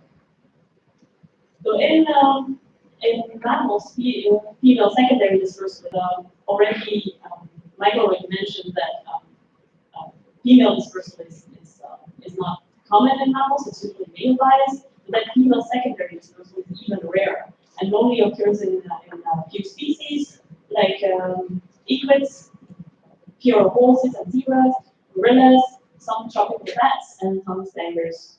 So why do certain species evolve this strategy? It's not so well understood. In part of this transfer, the kids are weaned around 4 or 5 years and often the females go, but not always. But it can also be involuntary if the silverback dies and the group disintegrates, in which case there is a very high risk of infanticide. I will focus on the voluntary transfers because they are the ones representing female choice. But these female migrations, they are very important because they can start and end a male's reproductive. And they also leave their kids, so they lose potential affiliations for later. Why would they do this? There must be very high costs to doing this. And so we decided to look at the costs of dispersal, looking at 3 measures of reproductive success, using intra-birth intervals, surviving birth rates, and infant survival. And we expected that if females transfer, if they leave their groups, they will have longer intervals between 2 births, because maybe they potentially wait before they transfer to find a suitable group, so they wait until they breed again.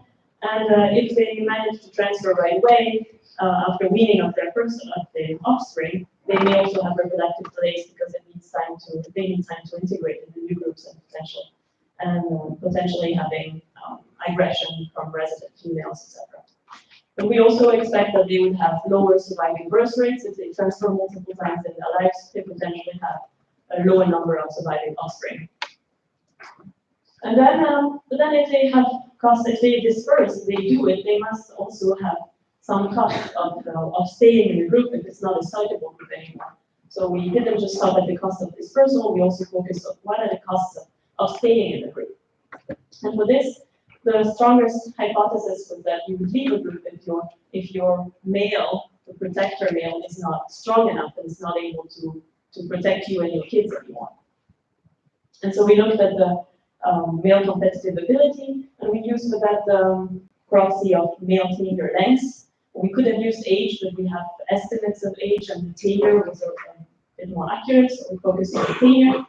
And we expected that survival might be lower in the beginning of the tenure when the male is just starting the group and potentially not strong enough to protect the female. Then it would increase in the prime period, and it will decrease again when the male is old and potentially losing strength.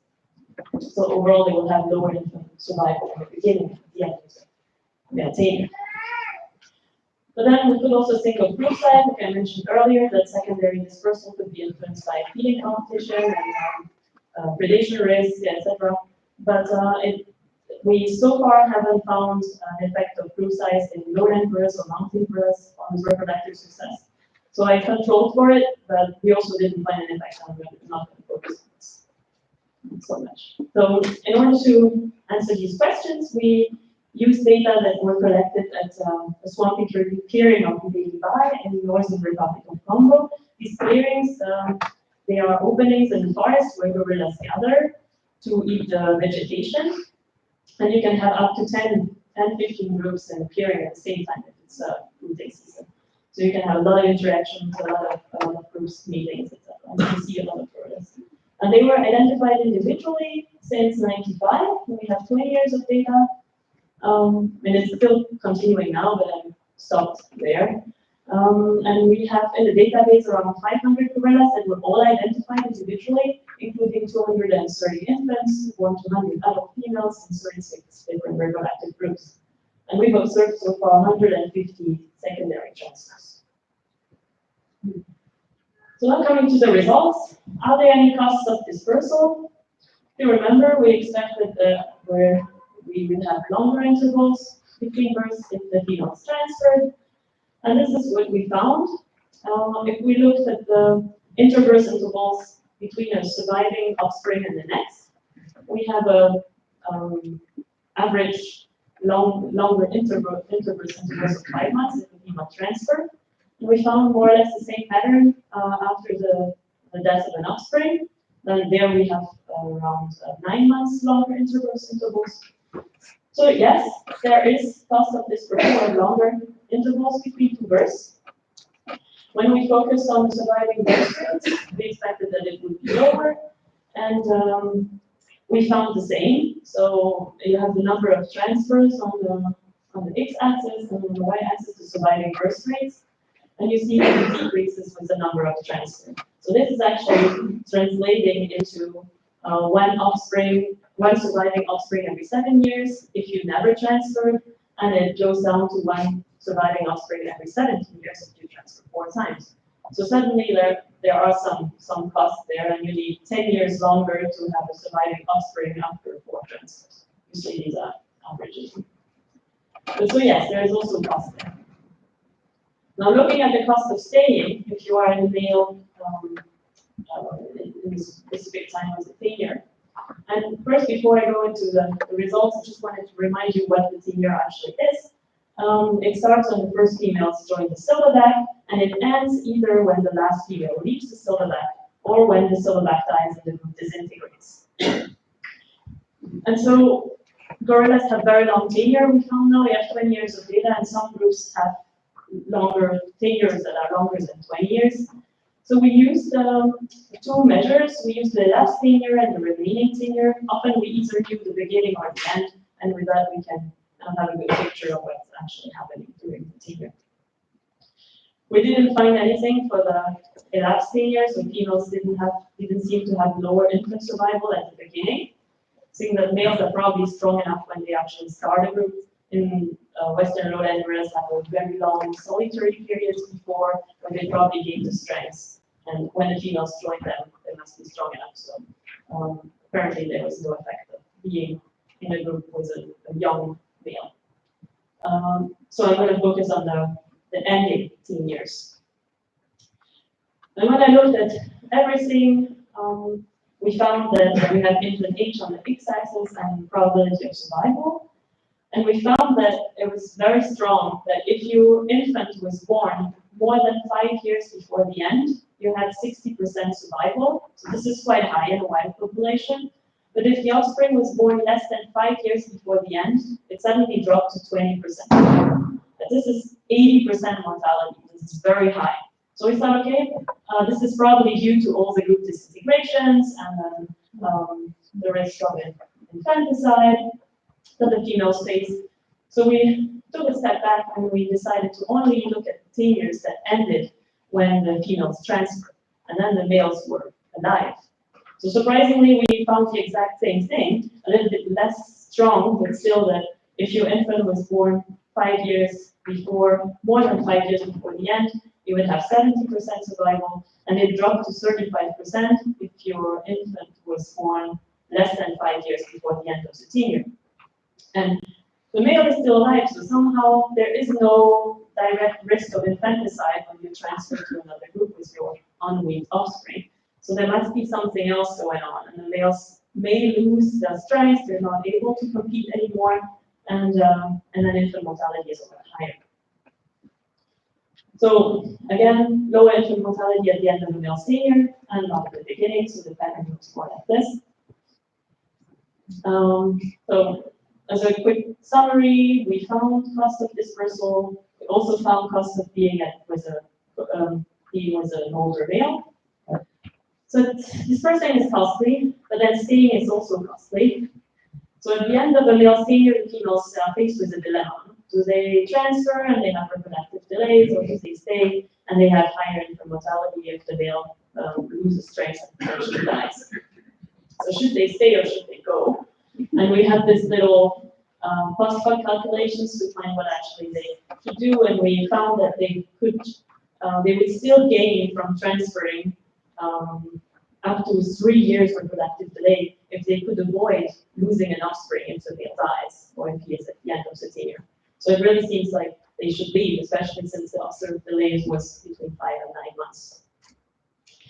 But then, if they transfer, they have to transfer to a good protector male to improve their reproductive success. This is what this study suggests. And this might not be the easiest thing that a female can do. So, as a take-home message, I would want to say that both strategies, they have costs. Females should leave before the end of the male tenure, so they somehow need to leave for a male that will survive the next 5 years to be able to get gestation and weaning. So these male strategies of coming back to the big picture, we'll say that male strategies of sexual coercion and infanticide, they have costs on the females, and even in species like gorillas that develop counter strategies to infanticide and strategies of female secondary dispersal, they're not good enough to avoid the costs of male coercion. And it may explain why secondary dispersal is actually so rare in mammals.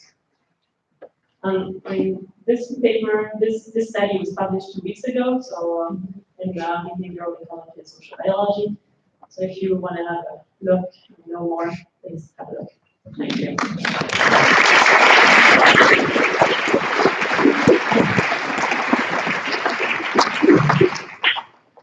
Thank you very much, Marie. Yes, time for a couple of questions.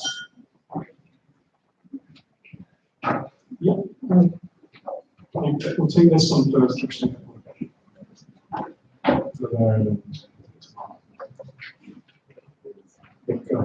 Okay. If the female leave the male, is there any chance for the male to regain the female after that, or is it's over for him and we have no chance? Well, after having observed these animals for 5 years myself and looking at the data, I really believe that it's a female choice to leave. I mean, in some cases, especially in the beginning when the males are solitary, they are tending very aggressive and try to steal females from other groups. But at some point, they really settle down with their groups. And then if a female leaves, once females start to leave, the others usually follow. And it's if one has understood that something is wrong, then the other ones also go. But in some groups, males gain females again, yeah, surprisingly, but it's very rare. I mean, I think we have one group that lost all the females, stayed with his kids, and then for a long time, maybe 5 or 6, 7 years, and then suddenly 2 females joined him again and had a baby. And that's very unusual. It was in one group out of 36. Is there a question? So you observed 150 transfers, which is an incredible number. Did you actually check whether those books that were transferred into are the better quality or longer lasting, longer pre-tenure, pre-end groups? Yeah, exactly. That was the first part of the project, and the second part was actually looking at where do these females go? Do they go to a younger male? And we find that they do. They go to males that are on average 6 years earlier in their tenure compared to the males they were with. So they must know the quality of the male they transfer to. And it might explain why some females actually don't transfer, because they have very, very short window of time that we calculated at some point. It's around 4 months between weaning and breeding again. So they need to find another group in those 4 months, and they need to find a good group in those 4 months that they need to encounter. It's not that straightforward in the forest, I would say. And the males are trying to prevent the females from leaving. So that's also not easy for them to leave. Especially, I think, if they are the last one, like we really see that they struggle to leave when they are the last. The males is very, very protective. We have time for one more very quick one. Yeah. Yeah, Just wondering, is it all about the male's quality, or are there other influences of the environment, or is it, our resources not that patchily distributed there? So if you think of it with the resources rather than the male, or are the two linked tightly anyway? We looked at the group size effect. We thought it could be feeding competition. They might leave if the group is too big or if it's too small, but there is nothing there. So maybe they have, but I think the cost of dispersal would be too big then to leave, to avoid the cost of potentially feeding competition. Gorillas don't have that much feeding competition. They do eat fruits, but they also feed on other things, and they have fruits all year round, so it's also not that costly, I think. Okay. I think we have to move on now, I'm afraid. Sorry.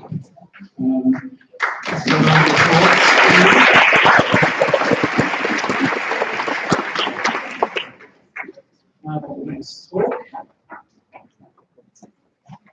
by Peter Capello, Claudia Pistol.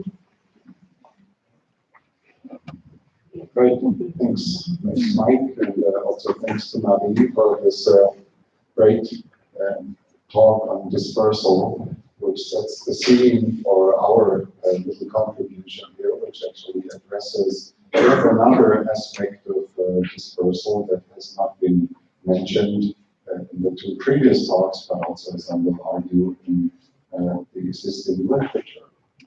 And we framed the study in the context of sex roles, because dispersal has a direct relationship to reproductive strategies, and sex roles characterize these different reproductive strategies because they describe differences between males and females in the degree of competition with members of the same sex, but also with respect to choosiness concerning members of the other sex, and also whether they contribute to paternal care after mating.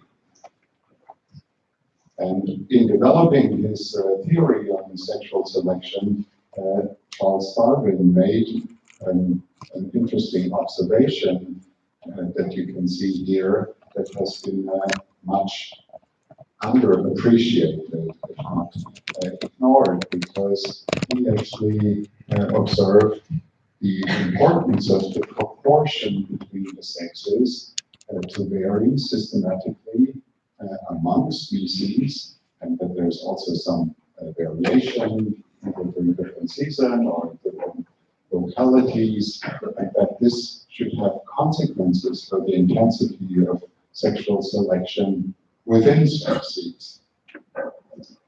And this idea has only been taken up a few years ago, mostly by people studying sex ratio variation in birds. And after some discussion, they also reached a consensus on how to best express this variation in the number of adult males and females, which is referred to as ASR, simply as the proportion of males in the adult population.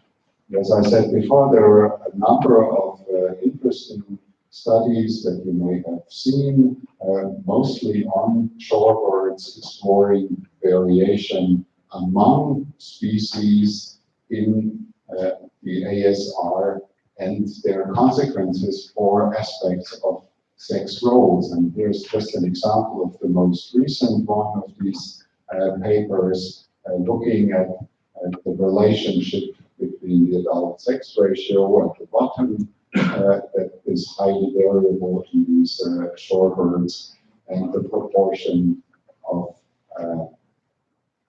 families in which parental cooperation is shared between the sexes. And what you can see that here is that with unbalanced ASRs, the parental cooperation in terms of joint or shared parental care breaks down in these birds. The question that has not been addressed so far is whether variation in the ASR has also consequences for the behavior of animals within species, and especially in the context of studying sex-specific reproductive strategies, where if you're interested in mammals, the traditional sex roles make very clear predictions about the relative importance of the proportion of potential competitors and as individuals with the flexibility to address any variation in the proportion of competitors and mates. And so not only do we get variation in mate competition and mate choice in social units with different ASRs, and that's something that has been studied before. But our question is, given that at least one sex has to disperse, if you're not a killer whale or a short-fin whale, that they don't face the question that Marie just brought up, whether to stay or to leave, but also if you leave, where to go.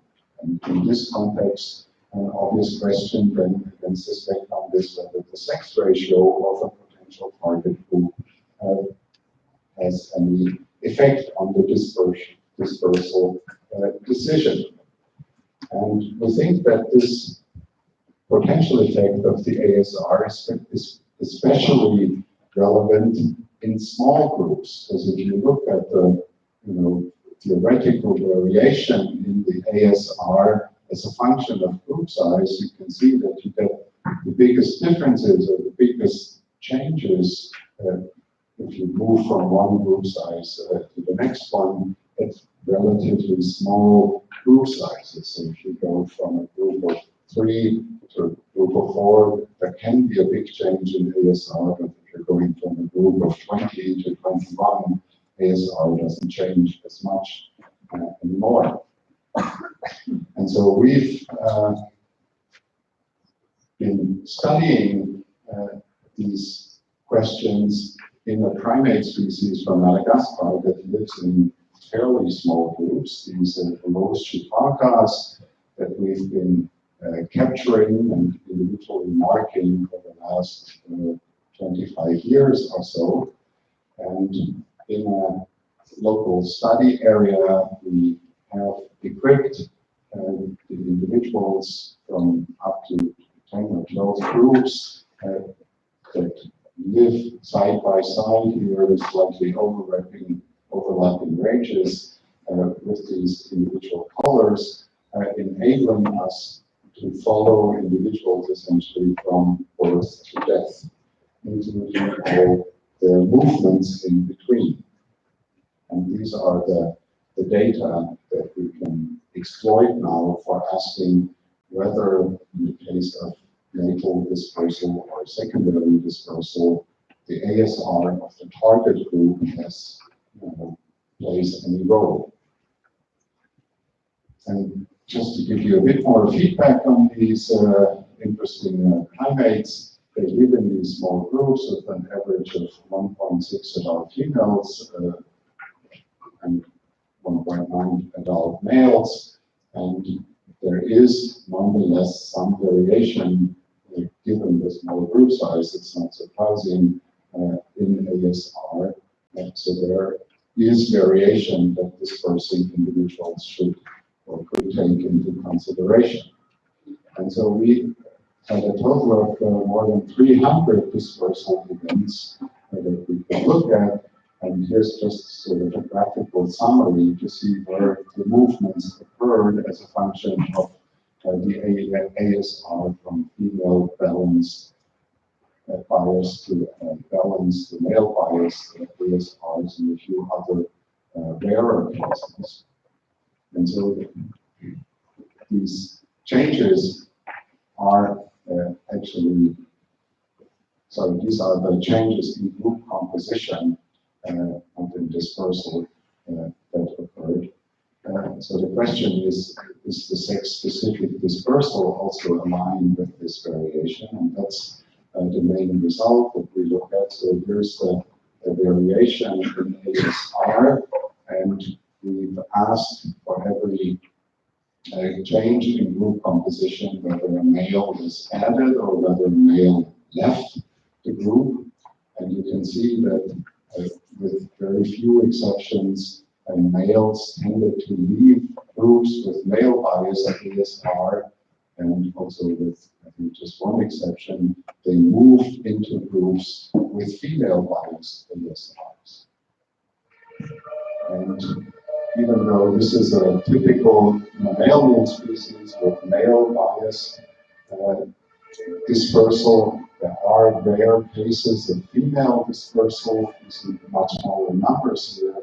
And for the females, it's very obvious that if they move into a new group, they tend to go into a group that has no adult female because it was just a victim of predation, the previous female, or there's only one other female. So they also seem to take advantage of this short-term local variation in ASR. And so to summarize, we can say dispersal in Shifra males is clearly structured by local variation in the ASR, and given the pattern of the dispersal pattern, this is clearly adaptive from the point of view of a typical male reproductive strategy.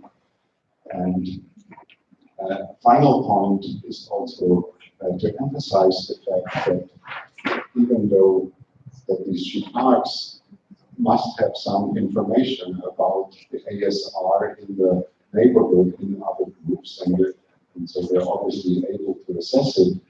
And this is also an interesting question because there are a number of studies on the effects of ASR on human behavior now showing that our species also tends to respond to variation in ASR, but psychologists have no idea how we assess the ASR of any group that we live in or interact with, but these primates can do it as well. So lots of interesting questions for future research. Thanks for your attention.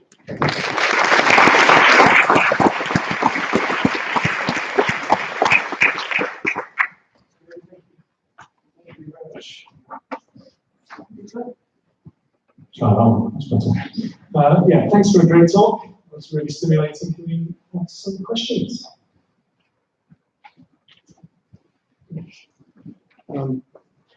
Peter, could it be that if males are less likely to successfully go into groups where already more males are, could that be so without recognizing the sex ratio, they are just simply more successful to invade a group with fewer males?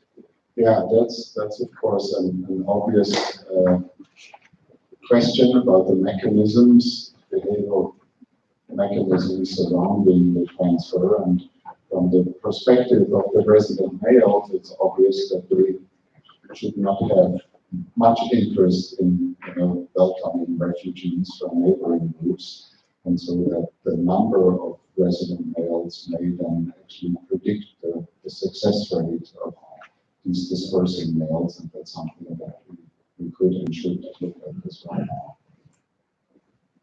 We have a question back. Yeah, how do I have to imagine that dispersal? Are they basically walking and coming to the first group, checking out the numbers, didn't like it, go to the next one?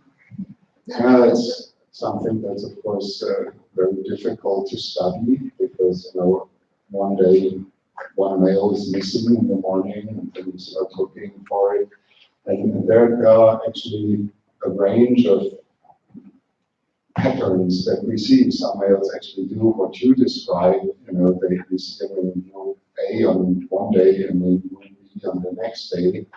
There are others who sort of are gone, and then you see them with group B for a day, they come back, and then they go to group C for a day and come back. And it's more of a process than some decision. So there's also variation here, and this is obviously also important for understanding the mechanisms that they use to assess.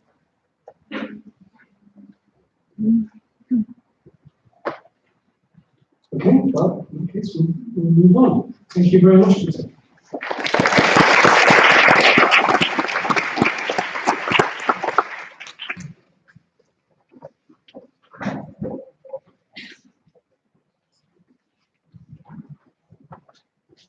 And our next talk is Danai, who's going to tell us about guinea fowl. Hello, everyone. I'm a third-year PhD student at the Leibniz-Institut of Animal Behavior, and I've been working with a battery in guinea fowl that you see in this picture. So I study animals that live in groups, and I study how this group-living species manage to reach consensus and coordinate their activities. So in collective decisions, individual contribution can depend on information, motivation, natural abilities such as speed, but also personality or dominant status. So today I will mostly focus on the last one. Many of us often conflate the terms of dominance and leadership and may assume that dominants are the leaders. But actually, in nature, this is very rarely the case. So some studies have shown that dominants can lead the group, but other studies have also shown that dominants can contribute equally to decisions without having more influence on the rest of the group members. The spectrum then of collective decision-making can range from despotism, where only one individual decides, like the alpha male, for example, to more shared decision-making scenarios that we call democracy in human societies. Theoretical models and empirical work have shown that shared decision-making is more widespread in nature than despotism. But what I'm trying to understand during my PhD is how decisions can vary, like decision-making processes can vary from one context to another, and even in a system that decides democratically, you can find some variation.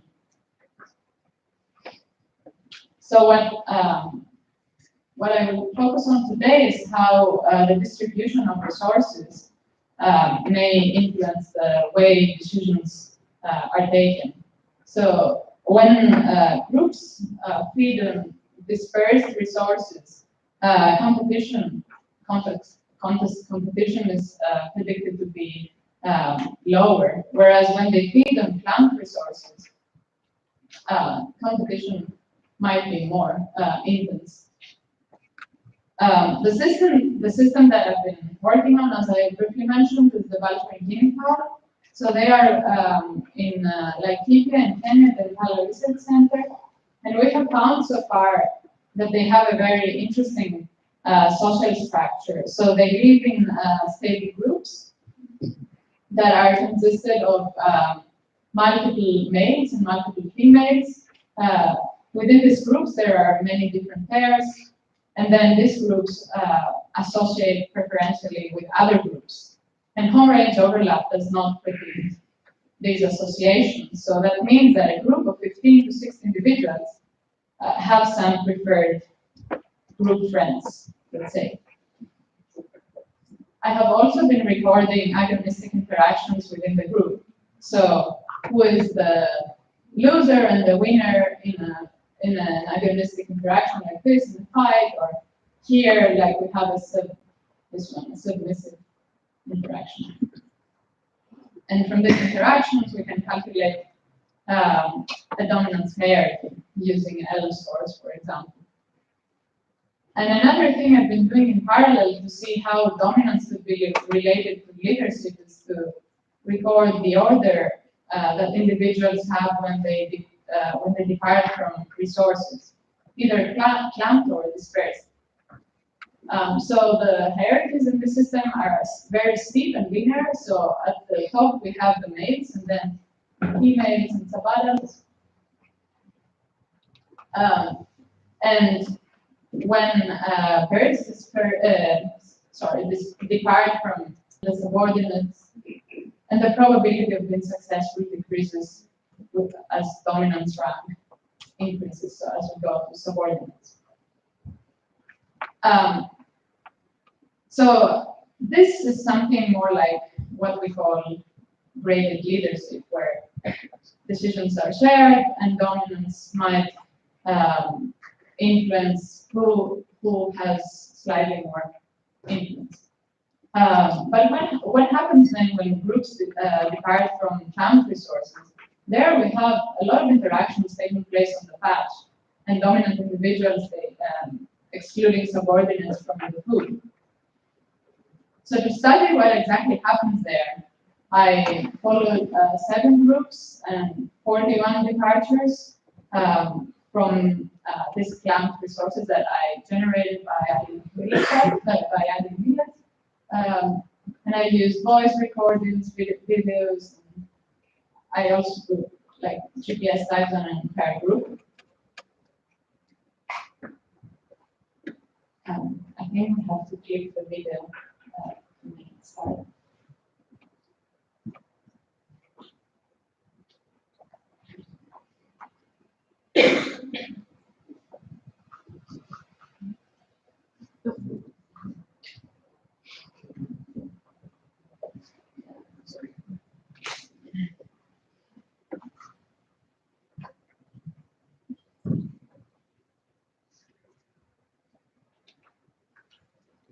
Yeah, so here it's one morning of the GPS track group. They all go together to one of the millet patches. In the beginning, everybody has access to it, and then as time progresses, more and more individuals get excluded.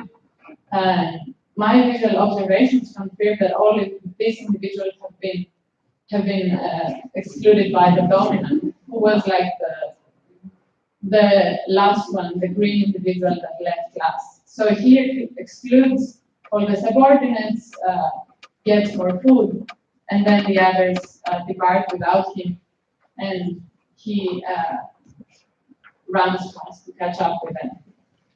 So what I do next is to go more in depth into this process. So when birds depart from the dispersed resources, dominants tend to be more at the front of the group, whereas when they depart from the millet, they are more at the end of the group. And what we can see here is that the individuals that have been aggressed are slightly more likely to occupy the first order in an initiation, or be more at the front. Whereas those that have not received aggression tend to be more at the end of the group. Overall, what happens is that dominants start excluding subordinates, then the subordinates form something like a small collective, and then one of them, after having stayed in the periphery of the patch for quite a bit, initiates movement. And then the rest of the group follows. So the question here is, why do the dominants follow this decision, and why is this decision taken before the dominants are done with their food? So of course, what plays a role there is that the excluded individuals, those that are in the periphery of the patch, miss out on food. So they're hungry, they need to go somewhere. And while being on the patch, in the start of the video, or in the start of the session, in the middle, or even at the end, there is still food. But after the first exclusion towards the last one, only dominants tend to benefit from this food. And then another question I asked is, when do they depart? And here we can see that there is no significant trend. So when something like 12 individuals or something around this, regardless the group size, have been excluded, they are starting at the periphery of the patch, they are ready to then initiate a collective departure. And in this graph, you can see how much time each group spends on the periphery of the patch. So the excluded individuals tend to spend more time than the initiators or those that have not been excluded by dominance. And the other question is, why do the dominants follow the group, and why do they leave the food behind? And the answer to this is that the group itself pulls them in a way that, I mean, if it was left alone, the predation risk on the millet patch would be much higher than being with a group, especially in these species that live in the Kenyan savanna, which is full of predators interested in them. Overall, our data are consistent with a theory of living according to need, and we show that in dispersed, when groups depart from dispersed resources, they are more likely to share their decisions. Whereas when they depart from clumped resources, there is a process, as I described, where dominants exclude subordinates and miss out on food, and then the subordinates initiate movement. So resource distribution, all the people that we work together, and Damien, my supervisor this year.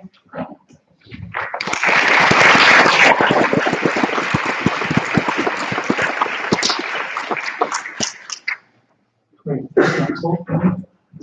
We have time for a few questions.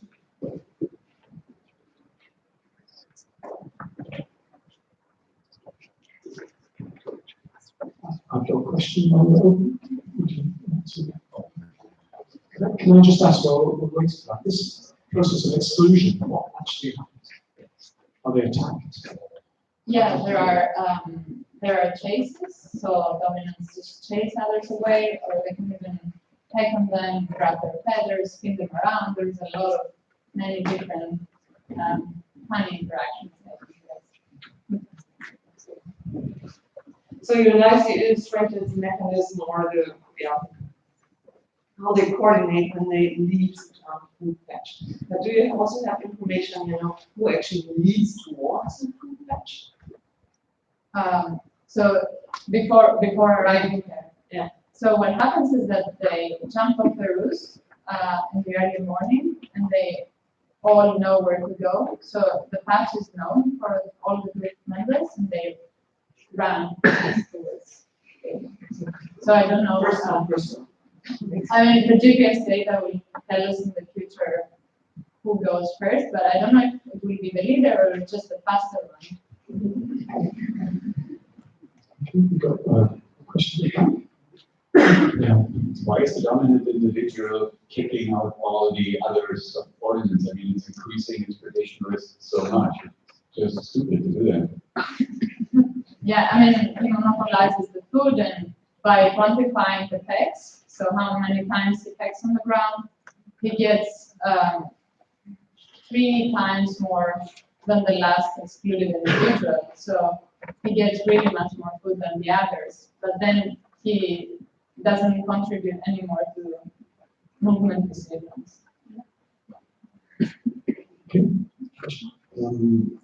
I'm wondering, like, I mean, you provide them with the plant food resources, is that correct? So that's an experimental treatment. How often do they need plant food resources in nature? Is that very common? So it's quite common. It depends also on the season.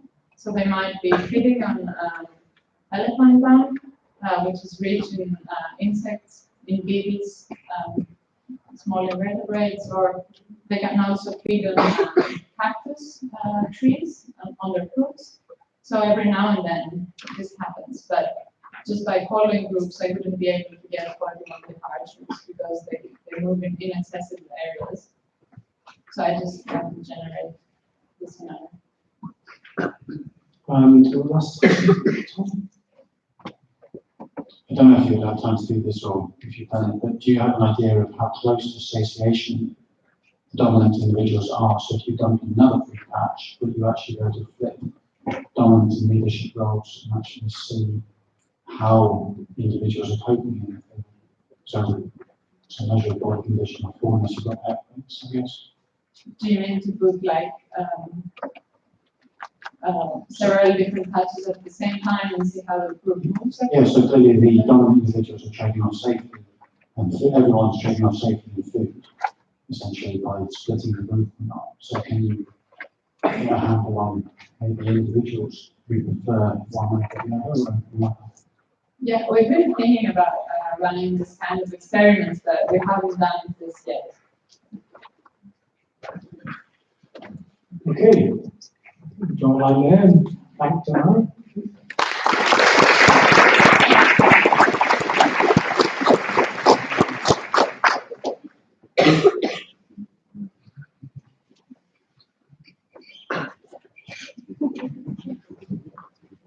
Okay, our next speaker is Jess Ward from Leibniz-Institut, talking about modeling sociality. Thank you. So hi everyone, I'm Jess. I'm a PhD student based in Newcastle, and my PhD is at modelling sociality in carnivores, so I'm going to talk a little bit about some of that today. So the questions I'm really interested in with my research are things like, why is it that we get really high social badges in the UK? They live in massive social groups, but then in some areas, like in the mountains in Italy, they live completely solitary lives. So maybe there's an environmental factor to sociality.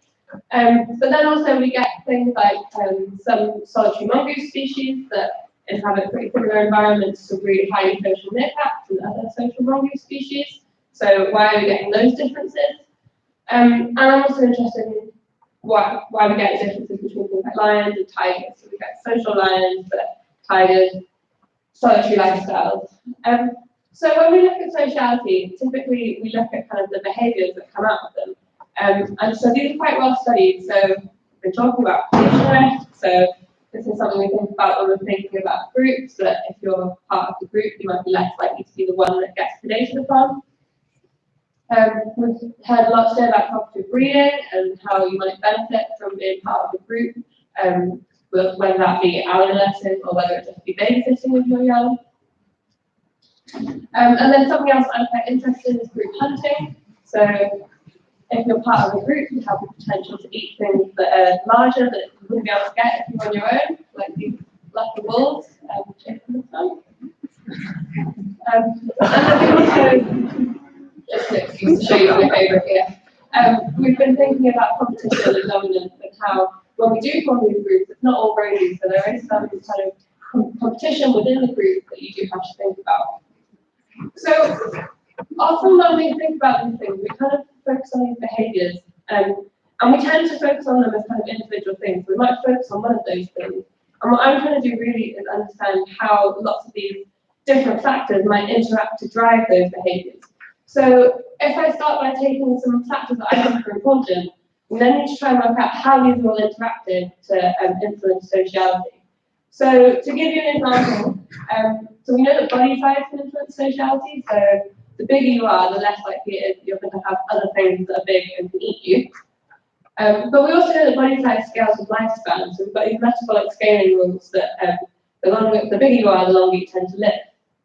And then both of those things can impact your reproduction, so how much energy you've got to invest in reproduction and how long your reproductive lifespan is. And that's something that's also impacted by sociality. So being part of a group, you might be able to increase your reproduction. At a broader scale, we've got environmental factors that we need to consider as well. So we know that there are latitudinal gradients in productivity, and that can influence habitats. We also know that can have an impact on the size of the individual. So when we think about kind of heat preservation and things. And these impacts on habitat and on latitude can really impact the home range of an animal. And that's important when we're considering sociality because the home range provides all the resources that a social group needs. So it could potentially limit how many individuals can be supported within a range area. And that's important when we're thinking about food and what things eat. So that's also confounded by body size. So we know that larger individuals tend to have larger home ranges. And so it might be that if you have a larger home range, you might also be able to incorporate these bigger species into your diet. So we can add those two things together and we can see that there's quite a lot of complex interactions going on, and that's not even the whole picture. So if we look at all these things that we think might be important in impacting sociality, how do we start to tease apart which ones are more important than others? So we can start to look at the individual relationships. So we can just look at things like body size on lifespan. We can look at the impact of body size on reproduction, and we can look at the impact of lifespan on reproduction. But if we take all of these as separate relationships and we don't account for the fact that there's covariance and they all interact, then we might miss some really important factors. So that's led me to doing this, which is a structural equation model. So we saw a path analysis this morning. That's just another name for structural equation modeling. And it's basically just a way of partitioning the variance that we have amongst all of these relationships. And so we can use this to understand the strength of the relationships, whether they're positive or negative. And we can also incorporate, we can compare the direct and the indirect pathways. So this is our conceptual model. So this is created from what we know in the literature. So all of those arrows have been backed up with data that we've previously seen published in the literature. What we then do is compare this with the data that we have. So we test it with some data and see how well it holds up. So most of the data that I have used has come from this little book, the Handbook of Mammals of the World, the carnivore edition. And that can give us lots of interesting data that we can use to put into this model. So some of these are quite obvious. So lifespan is quite an obvious measure. Body size is also a simple measure. Some of these required quite a lot more investigation. So I'll just go through one of them as an example, which is the diet data. Because I'm interested in what's happening across different species, I want to compare everything in the order Carnivora, and I don't have the time or the money to go out and do detailed diet analyses for each of those species. So what I've done is I've taken all the data from the book, so the prey data that's listed, and then I've joined that with weight data for each of those species. And so we can start to plot the distributions of prey that make up a predator's diet. And there's lots of different things we can do with this, and I've played around with lots of different things of getting the best measure for diet. So we can quantify those distributions using kurtosis scores to look at kind of the shapes of them. But really what we found was the best measure for the model was just maximum prey size. And we can see how there's kind of some variation from going from the big species at the top to the small species at the bottom. So if we put all of that data into our structure, one thing I just wanted to draw your attention to, so I said that this is useful for looking at direct versus indirect impact. So if we look at the impact of social group size on diet, for example, the direct effect is actually negative. It's a very small effect, but it is negative. And that's kind of counterintuitive because we would assume that a bigger group can take down bigger prey. But actually when we look at the indirect effects, we see that the bigger social groups tend to have bigger home ranges. And if you have a bigger home range, it might be that your home range encompasses larger diet items, so you can put larger things into your diet. The other thing that I'm interested in with this is kind of quantifying what's happened at these different scales. So we've got environmental factors, kind of external factors, and life history strategies.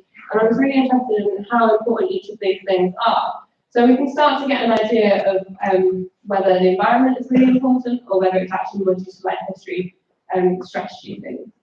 So we can quantify those and we can see that actually it is the life history that's most important in influencing social behaviours that we see. So I whizzed through that, sorry, I've spoken probably far too fast. But what I really want to hammer home is that structural information models are a really good way of letting us quantify the impact that different drivers have, and particularly for identifying indirect and direct drivers as well. What I'm doing with the outputs of this is I'm incorporating it into an energetic model, so using body size and metabolic scaling and building that up into an individual-based model to try and see how that might impact sociality. And with that, I'd just like to thank my supervisors and really thank everyone that goes out and collects the data that goes into books like that make this kind of study possible. And thank you all for listening as well.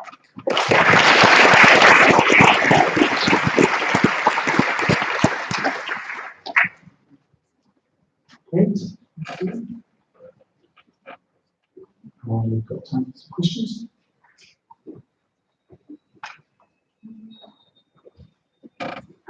Given this very comprehensive work review work that you had to do in order to feed your SEMs, did you get any idea of where we have large gaps in terms of data that could actually be empirically collected and make the model a little bit more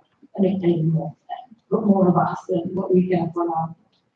Yeah, so one of the things I was actually quite interested in was the reproduction. So the reproduction model is currently it's just litter weight, and I wanted to get kind of lifetime fitness investment essentially, but the data was really sparse on like birth intervals and number of breeding events per year for a lot of the carnivores.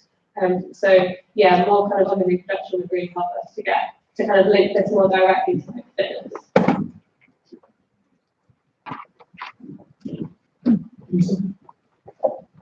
Nice thought, thanks.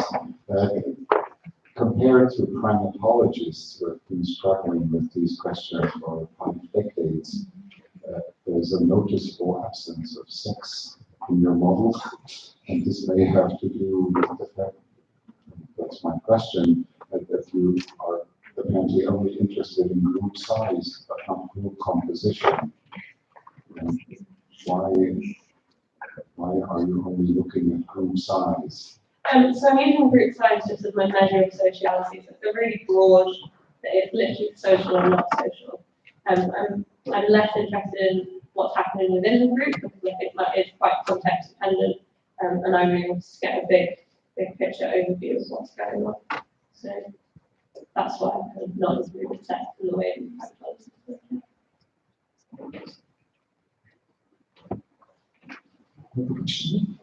Just one follow-up question to that. Well, how do you handle group sizes that vary? So group sizes might depend, like some might be different reasons. So the group sizes I've got are what are published in the data in that book, and I'm aware that's not ideal. So like I know that the hyenas have skewed some of the analysis when I was looking at them because it lists the group size in there as in the 80s, and most groups are quite small compared to that. So I guess it's our best estimate of what the most common group size is. Yeah. Can I just ask about the method?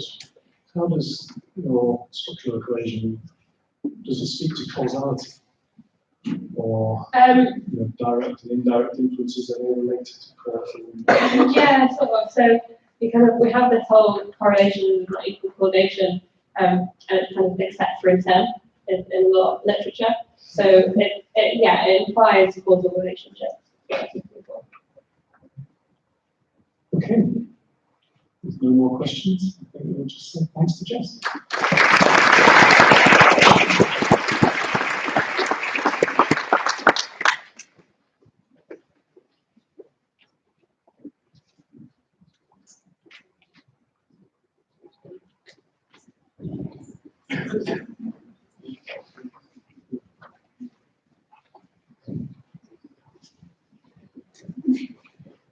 gewesen. Right, our next speaker, we're going to hear more about gorillas up on mountain this time. Exactly. So yes, we are going back to gorillas, but this time we are going to Rwanda and look at the mountain gorillas. And I'm going to speak about minor encounters between social units in the growth of a high density mountain population. There's a growing number of threatened large mammals that live in shrinking forest islands due to habitat fragmentation and degradation. However, in some rare cases, when efficient conservation measures are in place,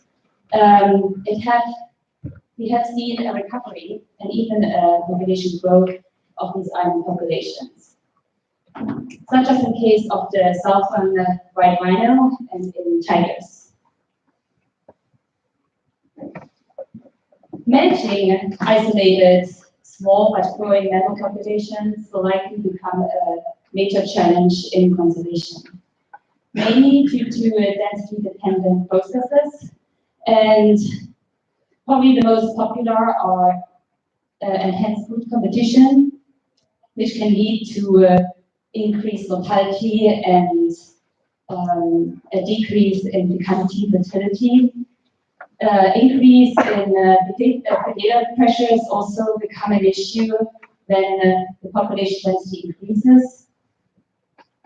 And disease, obviously, when the host population density increases or the parasite density increases, then that can also have impact on population growth. However, in group living species such as the painted dog and the bluefin tuna, social processes influence density dependence at low individual density. It's quite known as the early effect. And however, the impact of such sociality on demographic rates at high individual or group density has gotten much less attention. All right, so the mountain gorillas are the only grade 8 taxon that is actually growing in size. The largest population is the rodent population, which is found in Rwanda, and they have been increasing from about 260 gorillas in the 70s to over 600 gorillas in 2016. And there will be a poster this afternoon, which will give you much more detail about that population growth recently. So, and we have seen that with that growth that the individual density is about 10 times as high as in other gorilla populations. So here we see the forest island where the mountain gorillas are found. This is the Virunga Massif. It's divided into 3 countries and their respective national parks. So Congo, Uganda,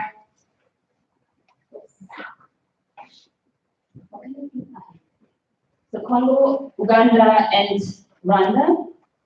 It's about 450 square kilometers, and the site population I want to talk today about was started to be observed by Diane Fossey in 1967, and all the gorillas that we have observed since the last 52 years are descendants from these gorillas Diane Fossey has been habituating and observing.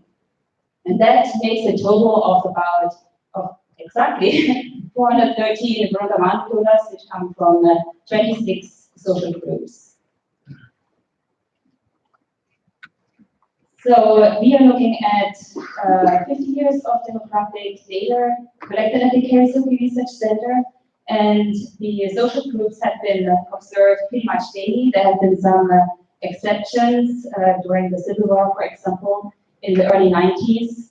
And we are using ranging data mainly to GDS points per day, which were taken from the nests and also at noon.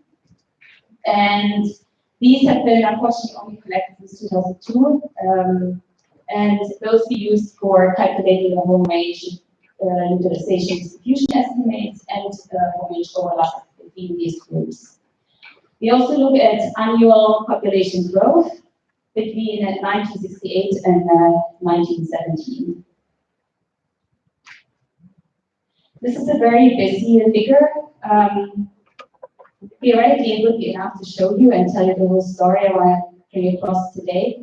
But all I want you to take from that figure for now is that we're observing two different periods recently. We had between 1995 to 2006 a very stable period.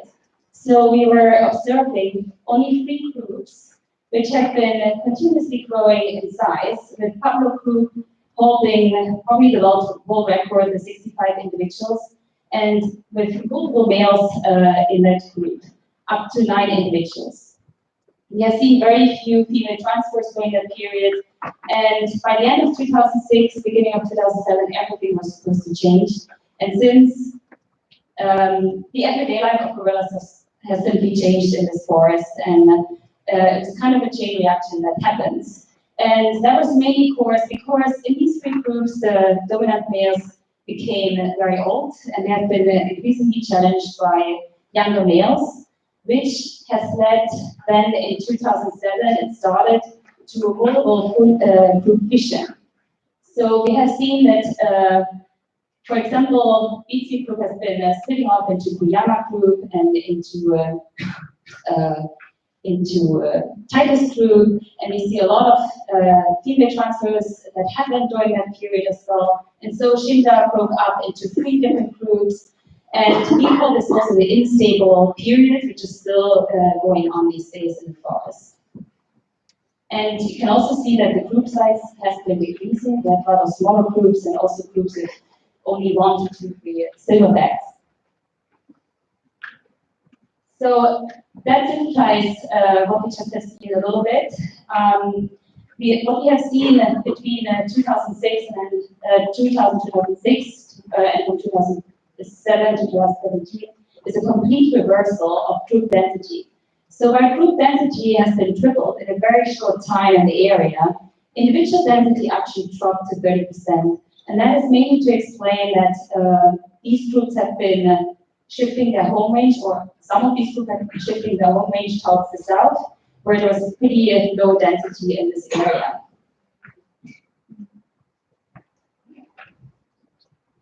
At the same time, we have been observing increase of solitary males in the area. So also males can leave the group, and they have to make a decision when they're young silverbacks whether to stay or to leave. And we have seen also 3 times as many silverbacks in the Karen-Silvi research area. And of course, this has consequences. So at the same time as group density has been increasing, also the number of solitary males in the area have been increasing. This has led to an increase of home range overlap between social groups. We have seen many more auditory and visual encounters between these social groups has tripled, and 40% of these involving solitary males. And because every of these encounters can be extremely violent, it doesn't have to be, but many are violent and it can come to light in that fights between males, but also the infants are at the risk of infanticide. So we have observed since 2006 a 4.5-fold increase in the infanticide rate in the study population. And 35% of those were caused by solitary males. And at the same time, we also have seen increased competition between males, which lead to lethal aggressions. While we had between 2000 and 2007 only 1 male which died from an injury after fights with other males. Between 2007 and 2017, we had 7 males that were dying from these fights. So, what that means is, if you look at the growth rate the growth curve of this population since the 1970s to now. Between 2000, the period we have been looking at closer, we had population growth increase from 5.5, 0.5, and we saw over the last 17 years a decline to 2.37. It's still an increase of population growth, so that the population is still growing, that is great news, but it has been dropping significantly. And assuming or knowing that the population between 2000 and 2006, infants made about 22%, that we would expect that the decline we see during that period accounts for about 57% just by infanticide, which caused the decline.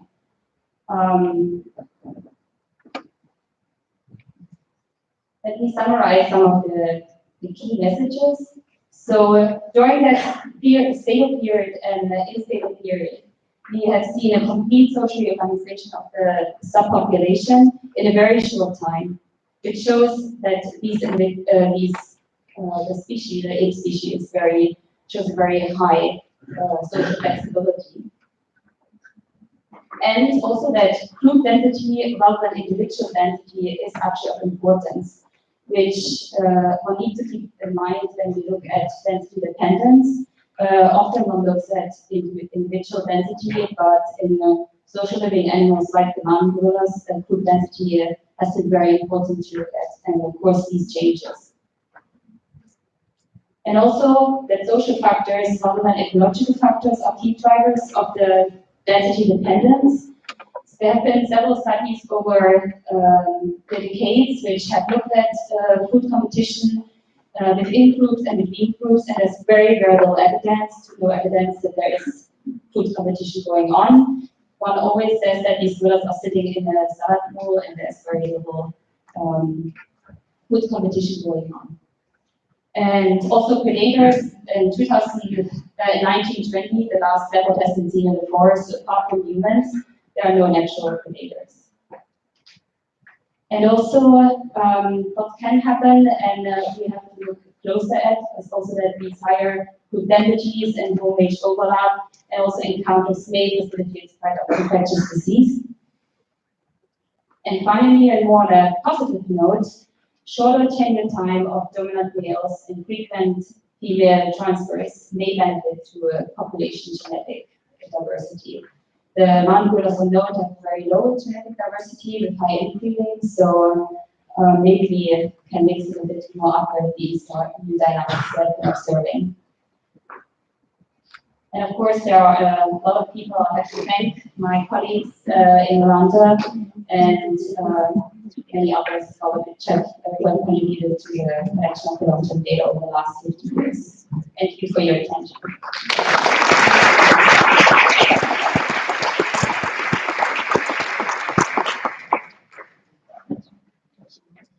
Thanks for a great talk. I'll wait for questions back. Can I ask some as well? Do you think that what we're looking at now, these violent interactions in infanticide, is that an artificial situation, or is that a window into the past? What's your view? Yeah.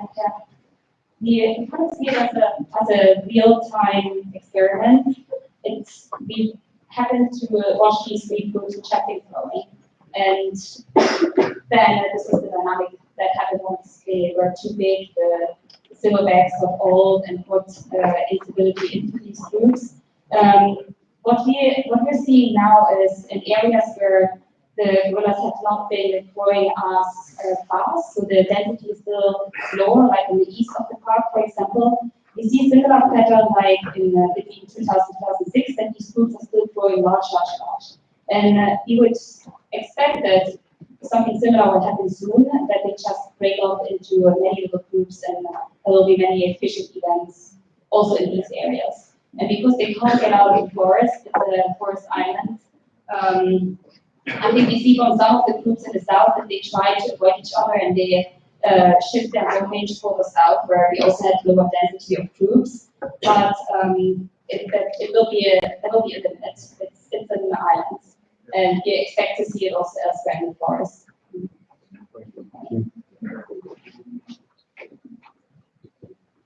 Question? Yeah, question regarding the encounter. If I got it right, you said it happened during these encounters. I was wondering if there isn't any defense by the social group who's being attacked to defend their infants, basically. So I wonder how these infanticides happen, if they are happening during these encounters. Yeah, most of them happen during the encounters, and sometimes also as a secondary effect if the silverback dies in a fight and it's a one-day group, the females have to disperse and go into other groups, and that can also then lead to infanticide once they go into other groups. So if it's a multi-mate group, you have a good chance if the leader dies that your infant might survive, but if it's a one-day group, infanticide can also happen afterwards. But most of these infanticides we have seen happen during the interactions.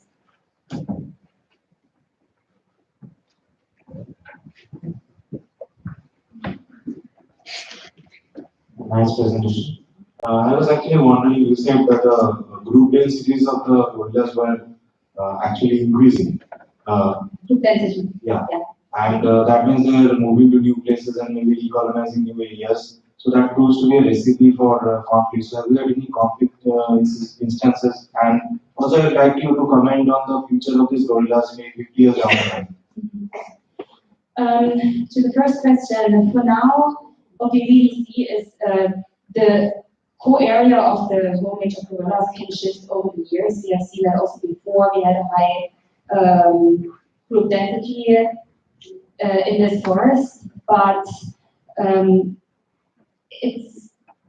they're not really defending their territory, and they're naturally always overlaps between the habitats, but the overlap just gets higher and stronger. By moving into areas where there are not many groups, they can mitigate a bit this conflict, or to always bounce into other groups. So they try to look for their exclusive area. But it's, as I said, it's an island. It will just be possible for a limited amount of time. Once there will be a higher density also in other areas. So I think what we see now, I would say, it's like a regulation of the population to reach being close to carrying capacity. At least in some areas, it probably has reached already, like in the Karisoki area. And I haven't said that, but there was census data have shown that in this area, the gorillas were growing, and there was the highest population growth over the last decades.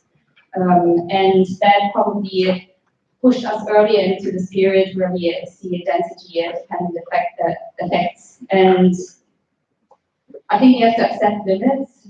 There will, at some point, the population has to stop growing, and that's probably also good to accept limits. And we will see a fluctuation around the maximum, and it goes up and down.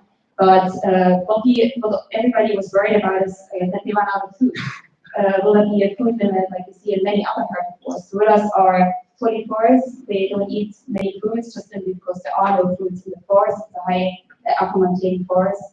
And so we were worried about food, but it doesn't for now seem to be a key factor which will regulate the population. So the actual social interactions between groups seem to be driving it, but we have to also look at disease. That is another concern we are looking at now closer.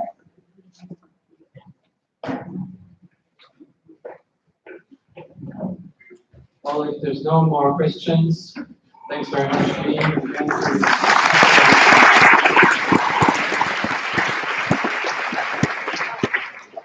I would like to thank all the speakers of this session and you for your interesting discussion this morning.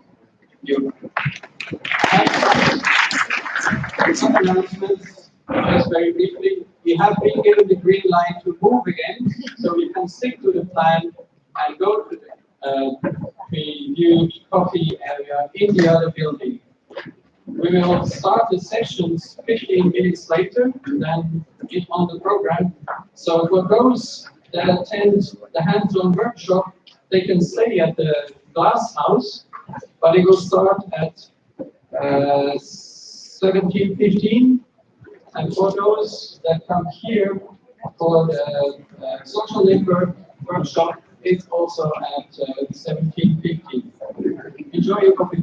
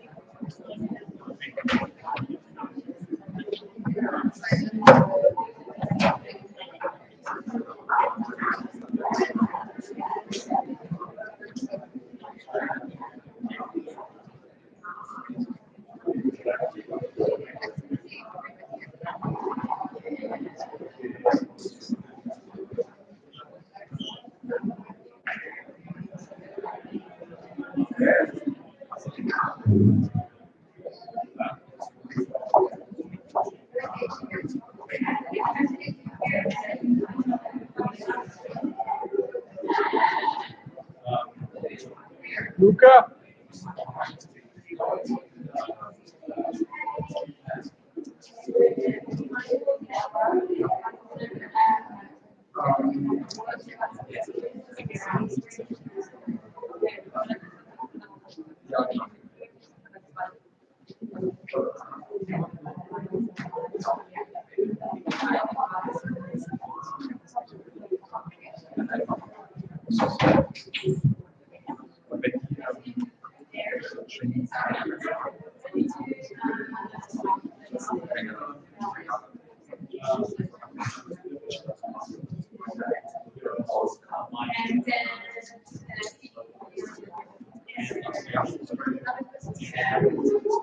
Habt ihr die jetzt immer laufen lassen oder zwischendurch gestoppt? Was im Stream, habt ihr den laufen lassen? Ich habe damit überhaupt nichts zu tun. Also soll ich es erstmal ausmachen? Achso, du meinst jetzt? Ja. Also, ich würde ihn ausmachen. Da bringt ja nichts. Aber wie du willst. Oder, also ich habe auch eine Präsentation an den Stream, wenn du willst, aber ja, also wenn noch jemand im Raum bleiben will,